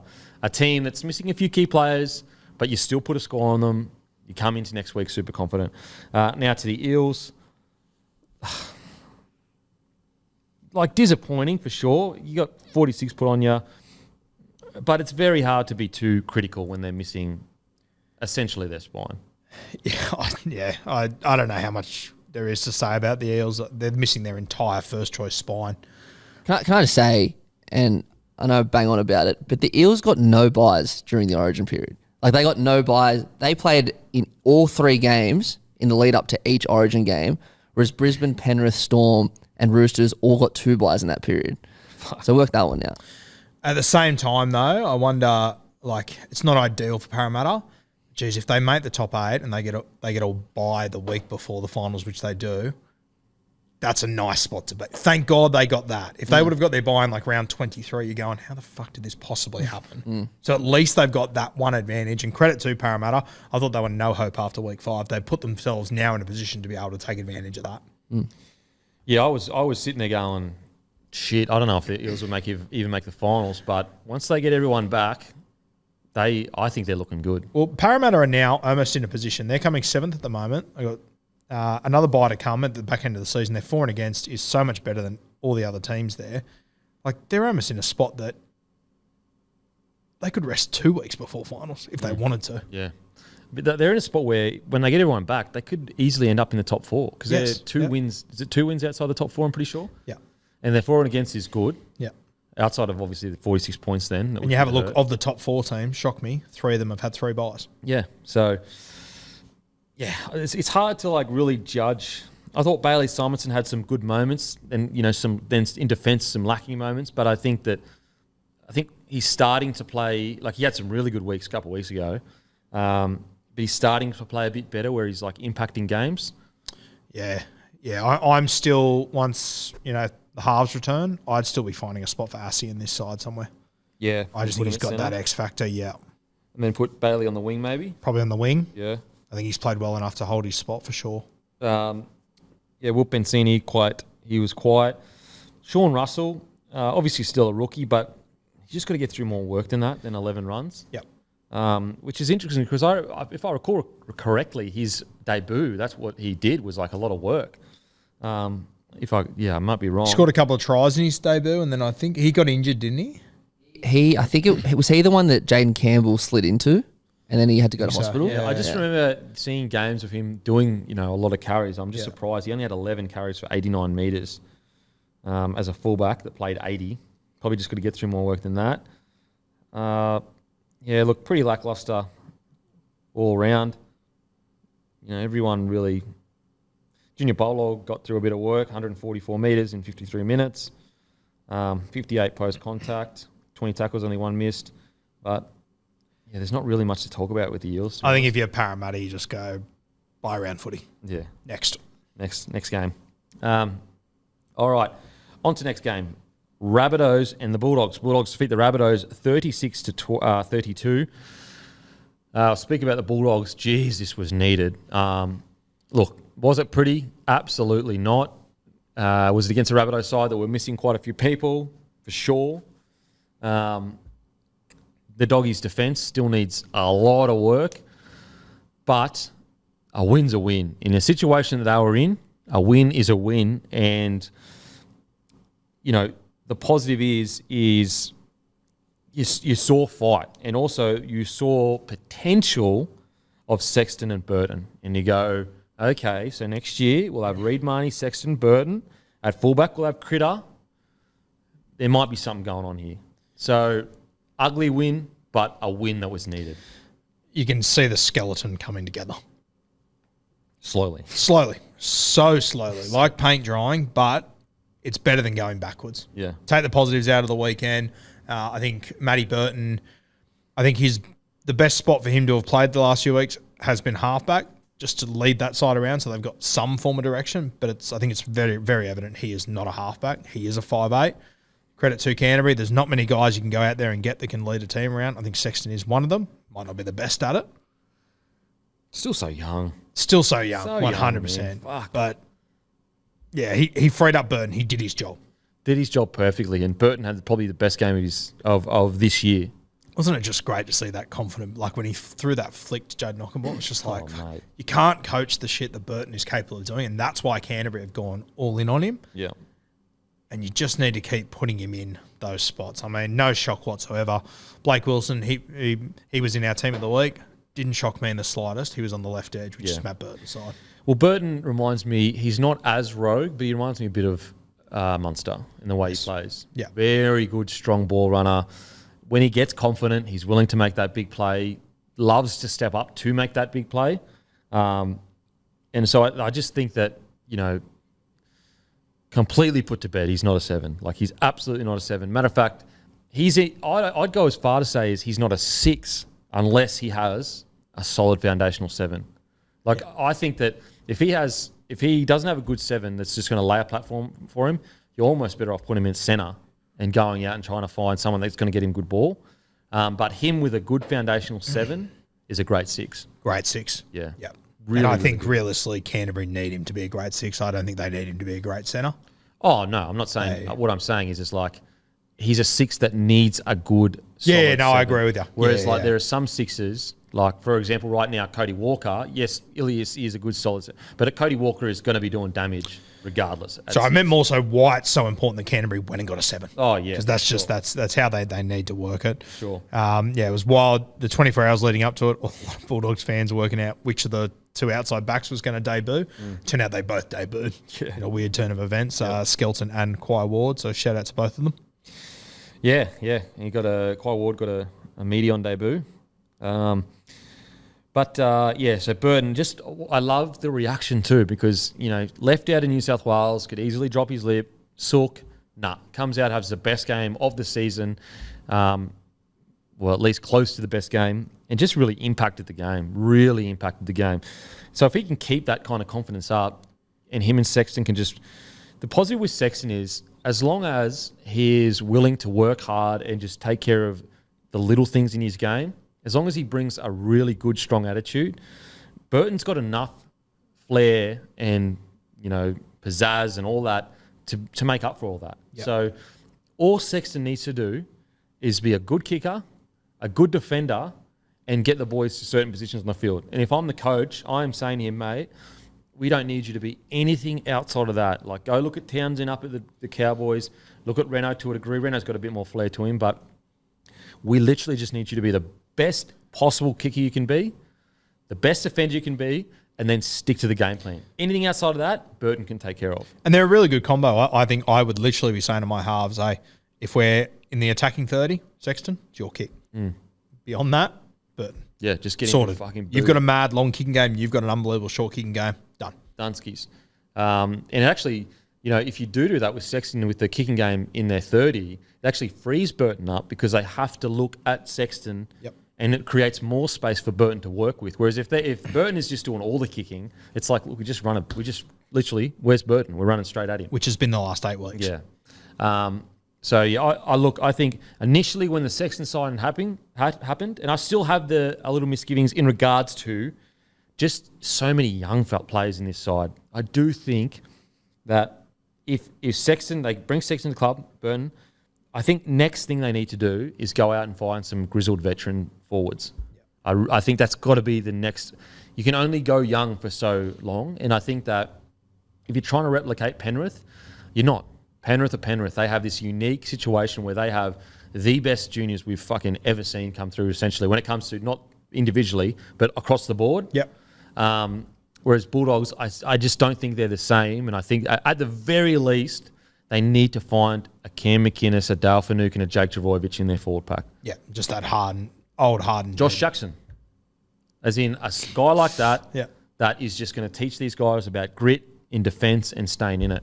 Because right now, you look at their forward pack, like Max King, good, solid player, but he's not really like that. Ryan Sutton, reports are that he's all good, which is great to hear. You don't really have that in their forward pack at the moment. So hopefully they can find it. Some positives as well. Jacob Preston, geez, he's been good this year. So good. It's one thing it's to good be thing like you found this. him. It's one thing, yeah, it's a great thing I found him. It's one thing to be like this in a top tier side. It's another thing to be playing the way he's playing in a bottom tier side. To have a guy like him in his first year where Serraldo can every Tuesday when he picks his team not only automatically pick him, but go, okay, I can pick him on either edge or at 13, and I know he'll be one of the best players. And you know in the what? field. You could probably chuck him in the front row if you could, without a doubt, chuck him in the front row. Yeah, if you chucked him at centre, I reckon he'd pull the pants down probably, a few. Probably. Seriously, for a guy to go from like wilderness to maybe rookie of the year and a lock in the forwards, not as a back, in the forwards, it's just been such a great year for Preston. He looks like a young Ronnie Palmer too, which I love. Yeah, I love looks that. Like the Cougar. Love that. I will say, Jake Averillo at fullback, I just thought the ball playing that he offered was just helped them so much. I don't think it's any coincidence that they got a bit of a ball player back there and they scored 36 points. Yep. I can't knock Hayes Perham for his effort. He always rips and tears. So you always have, like, my respect as a player and as a fan. But I just think Hayes Perham may need a little bit longer in reserve grade working on his ball playing to get to that, what you need in NRL. Because Hayes Perham ball running is better than Jake Averillo's, in my opinion. But ball playing, Averillo's better. I think they're going to miss Averillo next year. I really do, as far as not him as a player, but just him as being able to plug wherever they've got a problem. I think they're really going to miss that Band-Aid that he is. For sure. I totally agree. I'm actually quite surprised that they didn't I wouldn't have let him go. Yeah. And again, it's like my one knock on the coaching decisions this year with Serraldo has been Hayes Perham, for example, essentially a rookie brought into fullback straight away. Yep. And I just think that he's gone a little bit too far down the route of like youth, young, rookie, especially in those key positions. Whereas like I kind of feel like you probably could have started Averillo at fullback this year and just given him a crack. If I had to predict how this plays out with Averillo, he goes to the Dolphins. He's not in the round one side. They have one injury and Wayne puts him in a position. Then we all sit here and go, that's what position he is. Yeah, it's going to be really interesting to see. I'm just surprised they let him go. But, so look, a great win. Shows fight, shows they're united, which is great. And these are all things that you can be as Xy and O as you want. You can look at the team on paper. The positive is when Serraldo asks them to respond, they do respond. Yeah, that's the positive. In his first year as a coach, all the other little stuff can be fixed, and I think that it's pretty clear what the Bulldogs need, and it's just defensively they need to sort that out. Which is again, that's great. Whereas some of the other clubs, you go, I don't like. For example, how do you fix the Tigers? I don't know. Yeah. How do you fix a Roosters situation? Now, I'm not saying the Roosters are in a bad situation as the Dogs, but it's just I don't know how you fix the Roosters. Whereas the Bulldogs, you go, give them a harder edge in defence, and all of a sudden they're probably sitting around 10th mark. And they've been decimated with injury too. Which, that harder edge, it might be Luke Thompson when he's fully fit. Yeah, for sure. Now, on to the Rabbitohs. I think you just disregard the result and you look at the young players that are in the squad and you go, holy shit, this is exciting. Obviously, had so many though. Cody Walker out, Jai Arrow out, Cam Murray out, Latrell out, Damien Cook out. Yep. Arrow. Yeah, I said Arrow. There's one more that I'm forgetting. Is Harm Saleh out too? Saleh was out. Keon out. On Keon. So six. So basically six. But then you go Tyrone Munro, Tallis Duncan, Lovett. Was it Lovett on the edge? Yeah, Love Benny it, yeah. Lovett, yep. Also, Graham was injured too. Oh, Ben Graham. Fucking hell. And so anything like outside of winning the game, this is the next best thing, in my opinion. Yeah, okay, they leaked a lot of points and the Bulldogs beat them. But to see their young players have big moments when they were needed, geez, a lot of other clubs would kill for that. How good was that try that Tallis Duncan scored? Mate, that was unreal. He honestly reminds me of Cam Murray. He puts a bit more size on him. I'm not saying that he might play a different type of game, but just the attitude, that never say die attitude, playing above his body weight, a bit of slickness in the hands that he'll get better at. Just a baller. I think it was, Matty, you probably know more than me, but I think Sam Burgess was coaching their SG Ball a couple of years ago. And he essentially targeted him to go out and get or something like that, wasn't it? Yeah, you're bang on. Yeah, he was at the Roosters, Tallis, and he was... If you go and have a look, you'll probably actually recognise it now that you go and watch it. There was a highlights package going around a couple of years ago, this young kid at the Roosters who was just folding people week in, week out. It was Tallis. Oh, really? So is that the Roosters? He was at the Roosters and the Bunnies took him over. Yeah. Oh, wow. Okay. Going to be interesting to see what happens there. Love that. Ben Lovett, another one that I just thought had a crack all night long. 30 tackles he made. He's the one that Jairo said on your podcast at the start of the year to look out for. He loves it? Okay. Yeah. I think he's a park spaceman, Benny Lovett. For those that care. But the main guy, so Tallis Duncan, I just love the fact that the game's on the line and he looks across, doesn't see anyone. He says, you know what, I'm just going to run hard and straight. And he just breaks through the line. Again, it just reminded me of a Cam Murray line break. It really did. See who else I thought was fantastic? Havili. I think he's such a good footy player. But the guy we've got to talk about is Tyrone Munro. Now, the exciting things we can all see. Super fast, talented, gifted, great finisher. Obviously scored the 2 tries. But it's the little things that I am so impressed with. He made at least 2 line breaks. And both times he had the choice to kick, offload, do something crazy, that low percentage play, and he chose to hold it. And I can't tell you how rare it is to find a guy as naturally gifted as him that makes that decision. Because a guy as naturally as gifted as him, his whole life, he's been at his chip and chase and score. Offload in the middle, makes it work. When you get to NRL, it doesn't work all the time. You're against other players that are as good as you. For him to have the maturity to not throw that pass, just the mental awareness, I was excited the week before. This has made me more excited than the Warriors game. Because if you've got that kind of attitude in that kind of skill set, it is a scary prospect. Trying to work out if it's his mindset or he's just too scared to have Cody Walker strangle him on the sideline. One of the two. But Munro has just... I said the other week, he's one of those guys, you watch him in Harold Matts, he excels. He goes to SG Ball, excels. Flag, excels. It's just the bigger the level, the more he rises. And I think he's Hammer to a degree? Very much so like Hammer. And I think he's going to continue to be one of those guys. And I think, there's a couple of times on the weekend he got caught out defensively, and I've seen a lot of people on social media trying to hold on to that. Wait until he gets Campbell Graham inside him and then judge him. He's in game 2. He's in game 20 this year from SG Ball. To'o gets caught out. Adokar gets caught out. Tuolangi does. Holmes does. It was 5 weeks ago, Holmes got an absolute bath on him. Yep. So let's just chill, the rookie, let's just chill out on he made a couple of bad reads. And if it was Campbell Graham, not Tane, I reckon that doesn't happen.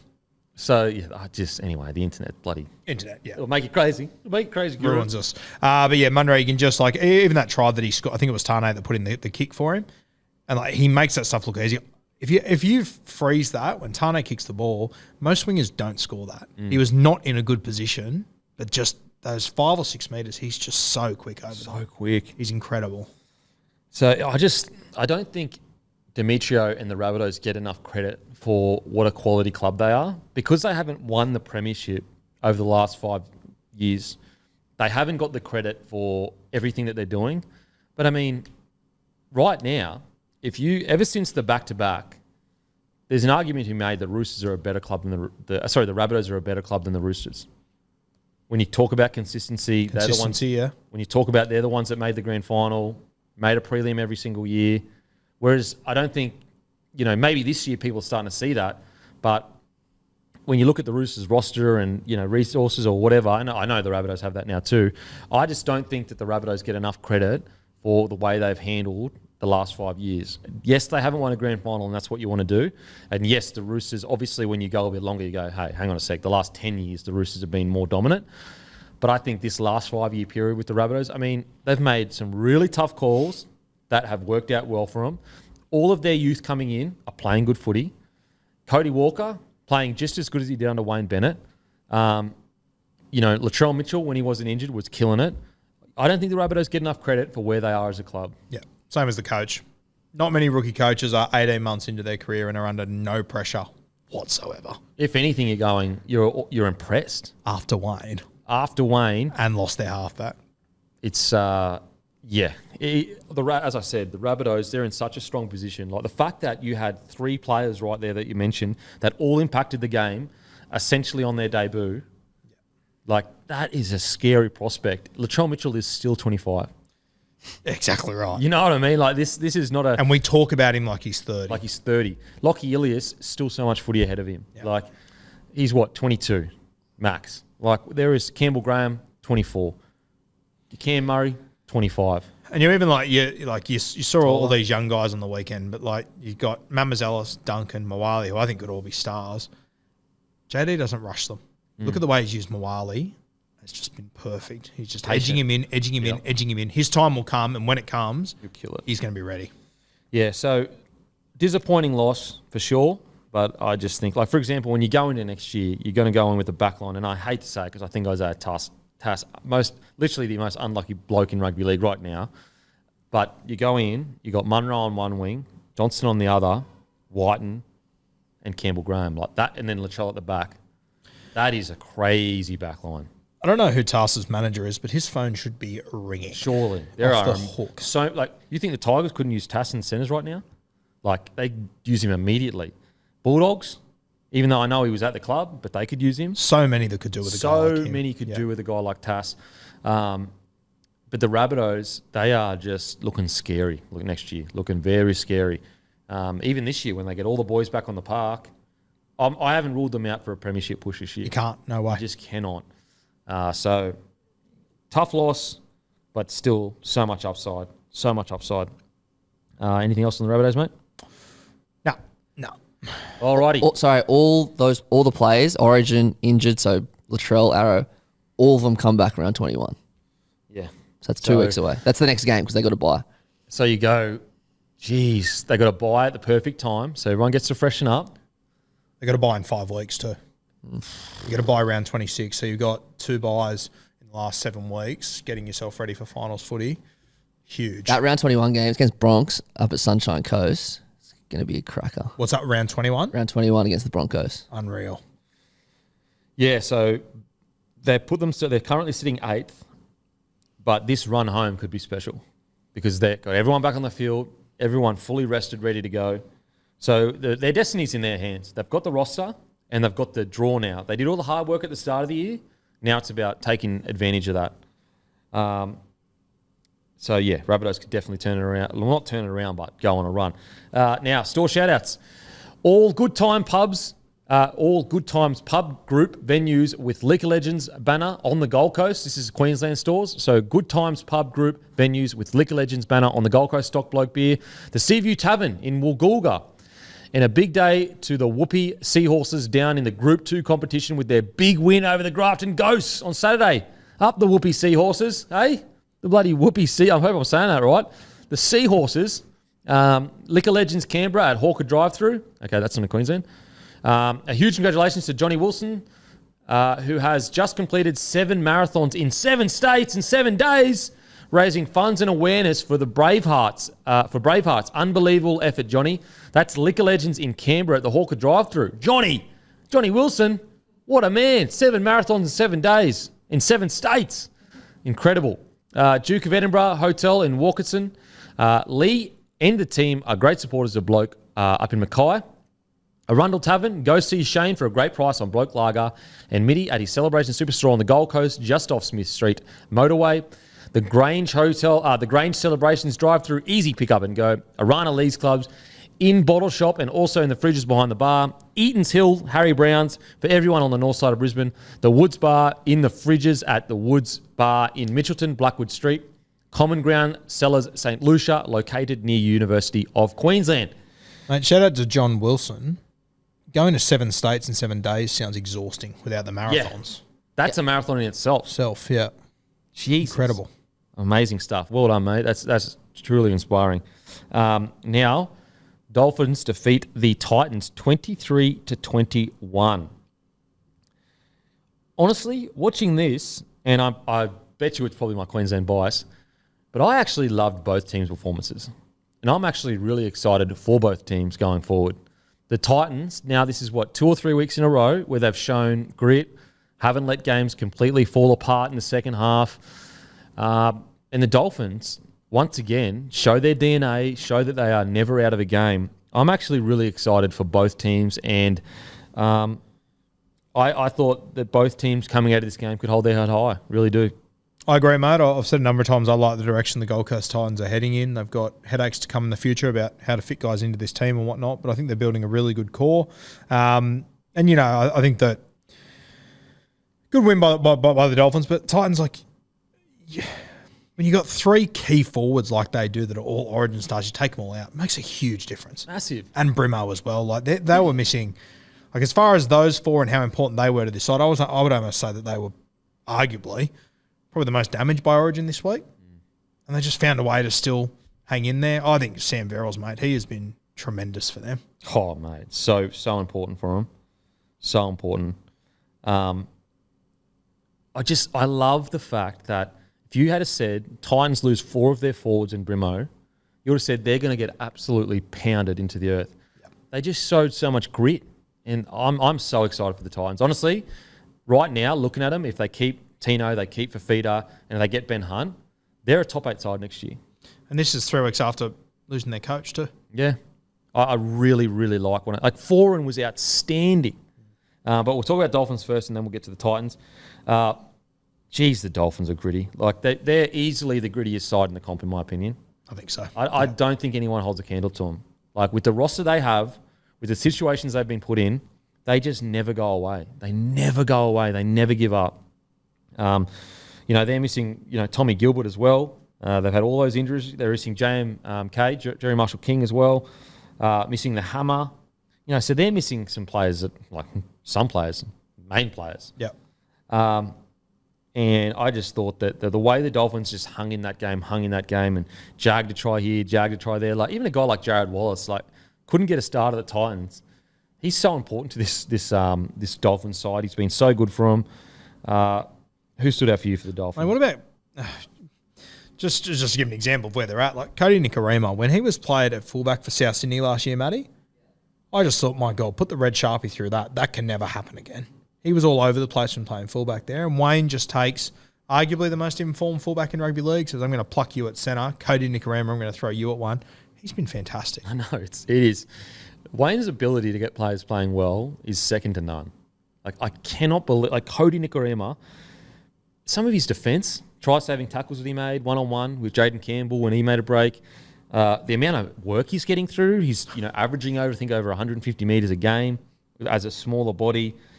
If you had said to me at the start of the year, Cody Nikorima is going to be their fullback, I would have said, mate, you are off your head. I said, I would have thought, okay, we're in the bottom 2 or 3 teams. We're struggling and there's injuries. There's massive amount of injuries, but he's been great at fullback. He really has filled a hole. Now, if they can get that frontline defence sorted, you've got to have Hammer at fullback, I think. But Cody hasn't been bad at all by any stretch of the imagination.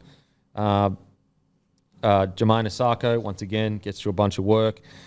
I love the work they get through as a team, though. When we go and try and do Team of the Week, yes, there's been some Dolphins in it, but a sign of a really good team, you go back to the Storm sides when they were dominant, you almost couldn't pick a player of the game. And you look at their stats and you watch the game and you go, okay, there was, moments where they stood out, but no one really dominated their whole, go forward or whatever. And the Dolphins are very similar. They work so well as a team. They don't really have, when the Hammer plays, obviously he does because he's a superstar. But you watch the game on the weekend and can you tell me someone that just jumped out at you? Yeah. Or can you also tell me on the other side, who's someone that had an absolute shocker? Or who's someone, I never watch them and think, geez, he doesn't understand the game plan. Yeah. He doesn't know where this team is meant to be going. Like, they all just seem to have a common direction. And I would assume that is just Wayne being Wayne, simplifying everything and just showing, how much of a simple game rugby league is when you understand what direction you're all going in. Yeah. Yeah, it's honestly amazing. Like, I'm looking at this team on paper and, like, it shouldn't be where it is. It really shouldn't. Like, and yet they continue to stay in matches, win the tight ones. Like, Titans completed at 87%. The Dolphins completed at 86%. This is a Titans side that can score points for fun at 87% completion rate, and the Dolphins managed to stay in the game. You remember round 1 when they beat the Roosters and we all sort of went, okay. Bit of passion. They got up early, blah, blah, blah. Here we are in round 20. The Roosters are 13th, the Dolphins are 12th, and the Roosters have had one more bye than the Dolphins. That is actually wild. That is actually wild.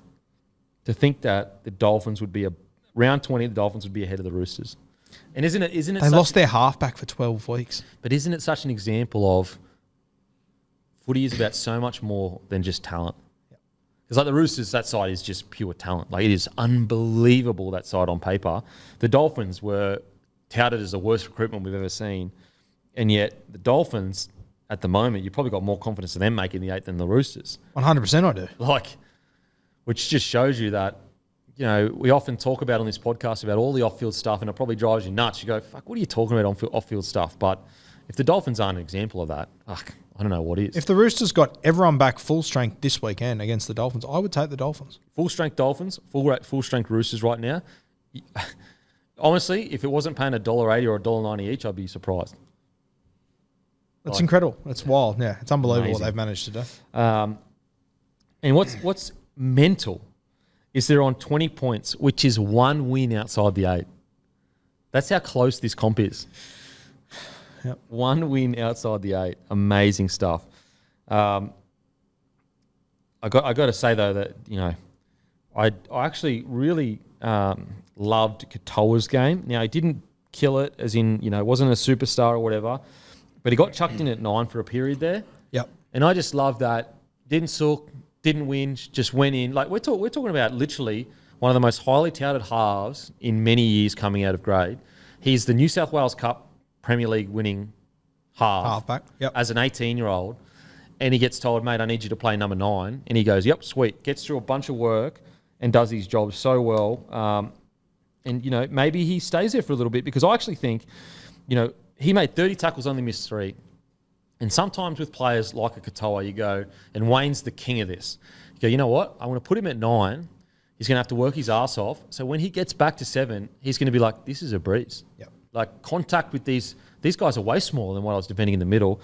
So it actually might be a masterstroke for his long-term career, putting him in at 9. And as you said, he got moved to hooker and there wouldn't have been any fuss or anything. And I've told the story a few times, but Peter O'Sullivan, Wayne Bennett, that has Zoomed with this kid for 20 minutes and just went, yep. That's the sort of person we want at this club. Go and sign him, whatever it takes. Yeah. Just gets thrown in at 9, works his ass off, 30 tackles, only 3 misses. For a rookie and a smallish, I mean, he's still relatively big, but he's smallish, 9.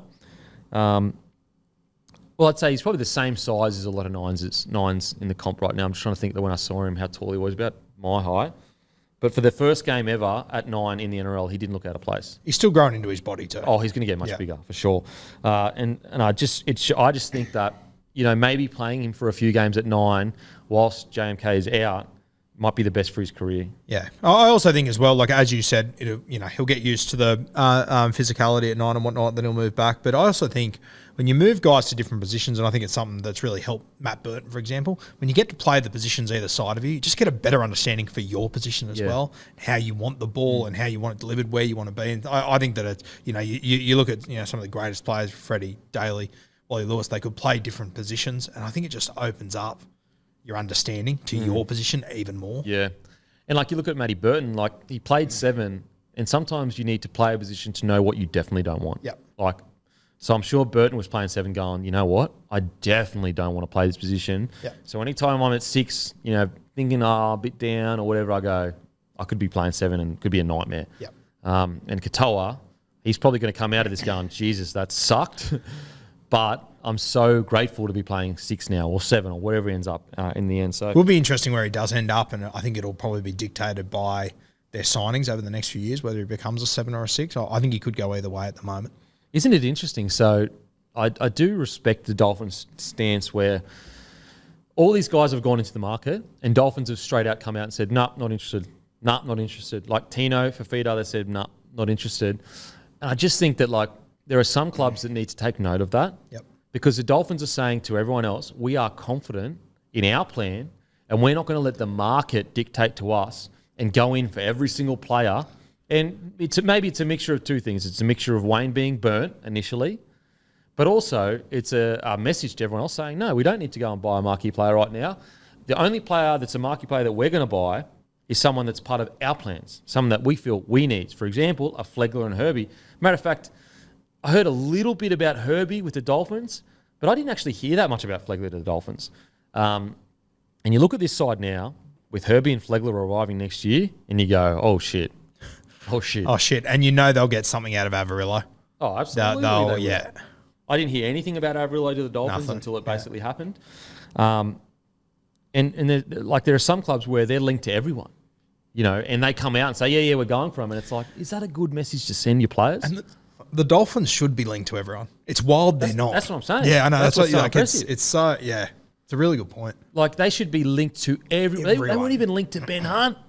I was sitting there going, Ben Hunt is a surety. Like, you bring him, they've gone, nah, we've got a plan. Nah, not interested. Tino, Fafita, nah, not interested. And yet they should literally be, every single player that comes on the market, it should be, oh, Dolphins are interested. Dolphins are interested. But they don't. And what Wayne is doing there, my assumption, is he is trying to send a message to his playing group that I have faith in you. Yeah. I have faith in you. Whereas when you go out and you constantly say, we're going for this player, we're going for that player, what you're saying to your current roster, we don't have faith in you. Which is what Wayne's always done. To give you an example of the guy he's got in this squad, Branko Lee, picks him in the 2020 Origin Series. He gets ruled out in the warm-up for Game 1. Game 2 he's not available. Wayne said to him the week before Origin 3, the decider, if you're fit, I'll pick you. You're in my Game 1 team.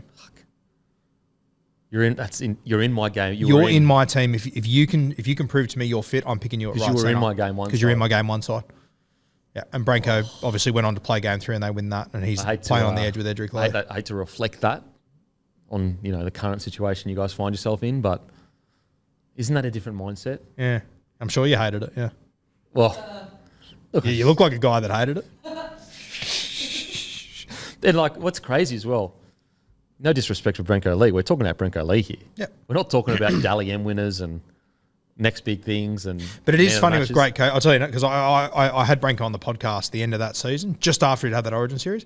He went down to the Melbourne Storm, and in there he did their whole preseason. All the predicted teams had him at centre to start the season. The week of round 1, Craig Bellamy calls him into his office and says, mate, I'm picking Murray on Seve at centre. Came from nowhere. Yeah. Branko went, okay, fair enough. Branko went, yeah, I'll wear that. As he walks out, Craig goes, but keep working, because if you keep at it, you'll play Origin. No fucking way. Yeah, and Branko walked out of there, and he said to me on the podcast, he's like, just dropped me. Didn't even pick me in the round 1 team, walked out and told me out of nowhere I'd play Origin. He was on a train and trial 3 weeks before that. At the end of that season, he won a comp at centre and played Origin. That is incredible. Unbelievable story. Yep. Craig Bellamy to go, yeah, you're not in my side, but you could play Origin this year if you have a crack. Yep. Keep your head down, you'll play Origin. So that's 2 guys that just backed Branko in and fully believed in him. And he wins amazing. A comp and then plays Origin. That is absolutely amazing. That is true. Like, again, Branko Lee, he's a battler. He's not, he's not Latrell Mitchell in the centres. He's not Tommy Trbojevic. Fair play to Branko Lee as well. Premiership and an Origin win. 100%. And in that grand final, there was sort of one try they got through, and the rest of the game he marked Stephen Crichton and held his own. Yeah. For a guy that's not noted for his defence. I love those stories about players like Branko Lee who just keep turning up, having a crack. And, you can say what you will. He's the one with the premiership ring and an Origin win. And before arriving at Melbourne, he was unwanted by the Titans. Yeah, wow. That's an incredible story. So the Dolphins, I just think that if you needed a blueprint about making something out of nothing and how to build a DNA and a culture in a side, and it's very easy to say because not everyone's Wayne Bennett. Like the one difference here is the Wayne Bennett factor, but I think that there are a lot of clubs right now that could take a lot. Like we always want to look at the number one side, the Storm, the Penrith, and go, okay, let's emulate Penrith and the Storm. But sometimes you need to realise you are not the Storm. You are not Penrith. So if you do want to build some culture and some DNA, look at the Raiders. Look at the Dolphins. Like, these are teams with rosters that, Raiders obviously a better roster than the Dolphins or whatever. But these are teams with the rosters that aren't necessarily the best, but are matching it with some of the better rosters. And I just sit here and think, when's going to be the last amazing thing Wayne does? Yeah. Is this it, or is there more to come? Mate, is he going to be a part of the new team that comes in, the 18th team, and do the same thing? Yeah. I can't rule it out. And I'm sure there are people going to be sitting there going with the Dolphins, oh, yeah, they lost 4 in a row or whatever. Mate, they were like a millimetre away from beating the Broncos. It only took individual craziness. Then the week before, they were absolutely decimated with injuries, and they played Para Eels, I think that was pretty much full strength outside of maybe Dylan Brown. And then the week before that, the Dolphins played. They had a bye, and then I think there's one game before that. I think the one before that was Manly. And then they had a red hot Manly side, and they were decimated by injury. But outside of that, they've been in every single, like, they have fought tooth and nail every game. Yep. Like, to think they're on currently, they are on 10 wins.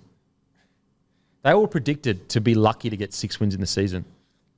They're on 8 wins. Oh, 8 wins. Oh, and they've had 2 byes. Yeah. So basically, we're in round 20 this week. This is round 20 coming up. So essentially, they may go 10 for 10, like, as in they've got 2 byes and 8. So they're 8 and 9 at the moment. They're 8 and 9. So, like, they could, if they continue this average, they could end the season like, 11 and 12 or something like that, which is phenomenal. It's nearly double what was predicted. If you asked everyone on the panel at the start of the year, Dolphins 8 wins for the year, good season, we all would have said yes. We said great season. Well, I think Timmy said they'd be lucky to finish last. Timmy said that. Timmy said they wouldn't win more than 2 games. Timmy said they shouldn't even be in the comp. And he said Wayne can't coach. That's what he said. Hey, look, rewind the tape. Defend yourself, Timmy. Yeah. Don't blame me. Timmy the Tin Heart was talking shit. No, he didn't say any of that, guys. Just joking. Now on to the Titans. As I said, Kieran Foran was absolutely phenomenal, and I am so excited for the Titans side. I really think if they keep this core together and they can add someone like Benny Hunt to it, I think even if they don't add Benny Hunt, I'm still excited for this squad. I really am. I think that they've got so much upside. I thought Kelly was outstanding yesterday. Campbell, obviously outstanding. But they're just getting some grit into their game. They're getting grit. They're getting fight. And they've got such a young squad that this squad could be together for at least 5 years. On top of all that, if they got buy-in from Tino and Fafita, they don't really have many other players that are superstars that are going to demand these. So they're not actually going to get like rated by clubs that much, I don't think. Yep. Which is a really good thing to have. Even though they lost, as I said, I am excited for the Titans. I really am. And we said probably 5 or 6 weeks ago, and I know a lot of people blew up and called bullshit on us. I think that they won a game a few weeks ago, 36-34. And we just went, sweet, I'd rather you lose in a tight game that's low scoring. And this one wasn't extremely low scoring. I'm almost happier with this. Yeah, I'm I am 100% because look at the grit they showed without their key players. Yeah. Jeez, Kieran Foran was good. That That was just an absolute vintage performance. That's you can just Foz has just seen everything in rugby league. Nothing surprises him anymore. He can just handle every situation. So good to see. Mate, he had a try, 2 try assists, 69 metres, a tackle break, 3 line break assists, 24 tackles. Just again, sometimes there's certain players when their team needs them to step up as senior players, they go a little bit quiet. Foran's the opposite. He said, no, they need me today. They need me. I love that when he threw that pass to Campiero, put him down the sideline. You know, you're throwing the ball to arguably the fastest guy in rugby league. You've put him in space at age 30, whatever he is, Foz, with his body breaking out. Hammy's holding on by a thread. He could have just dropped off. Yeah. He could have dropped off and no one would have said anything. Instead, he's the only one that chases. And of course, in that moment, what happens? Campiero chips and everyone else falls over and he's the only one within cooey of that football. Yep, absolutely. Absolutely. I am just so impressed with Foran. Like, he has brought so much to that club, and I just don't think that they would have this kind of grit in them. And yeah, it's a long year, so you haven't had it for the whole year. There's been some up and downs this year, but this last month of footy, I just don't think I have that in them if Foran isn't here. Yep, I just I don't agree. think they do. Another guy I want to shout out though, bit of an unsung hero, but Chris Randall. Like, is he? So he's playing in the middle. I think so, yeah. As like a Cotter, like he's not as big as Cotter. Nope. But the energy he brings is phenomenal. He played 77 minutes. 77 minutes. He had 10 runs for 122 metres. 10 runs. So he's averaging 12 metres a run. 30 post contact. 2 tackle breaks. 2 line breaks.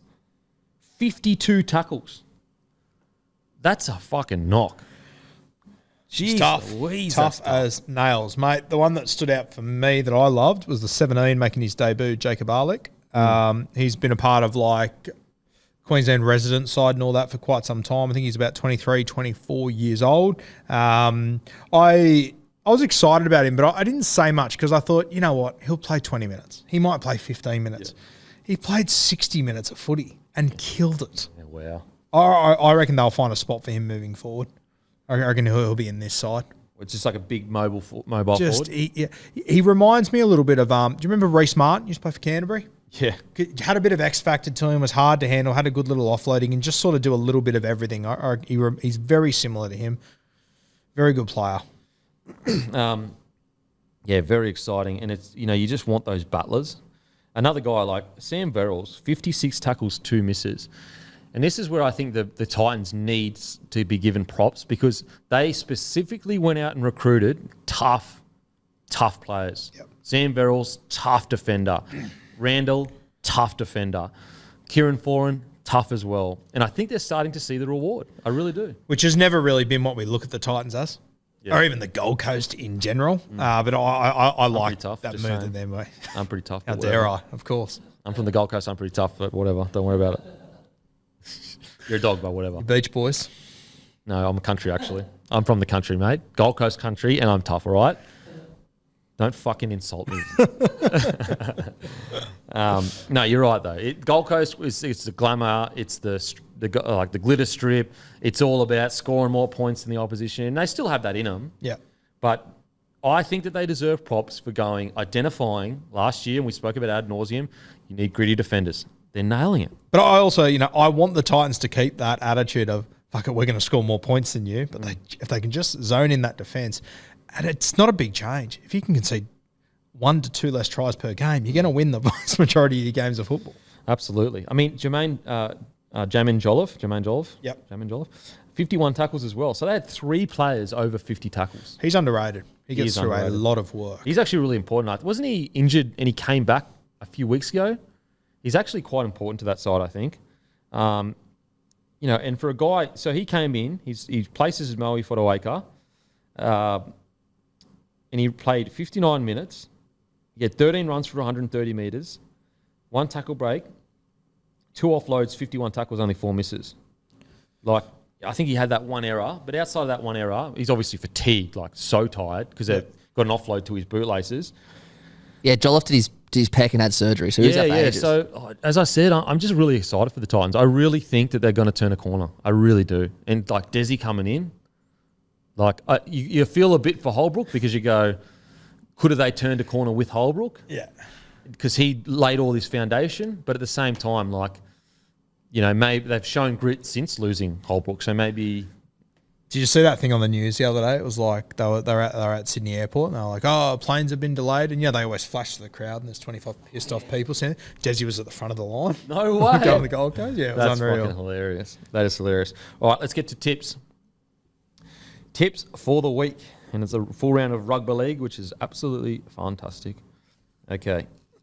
7 games this week. Almost full. Almost. There's the last bye round with more than one team. I'll take 7. Seven's full for me. Yeah, I'll take that.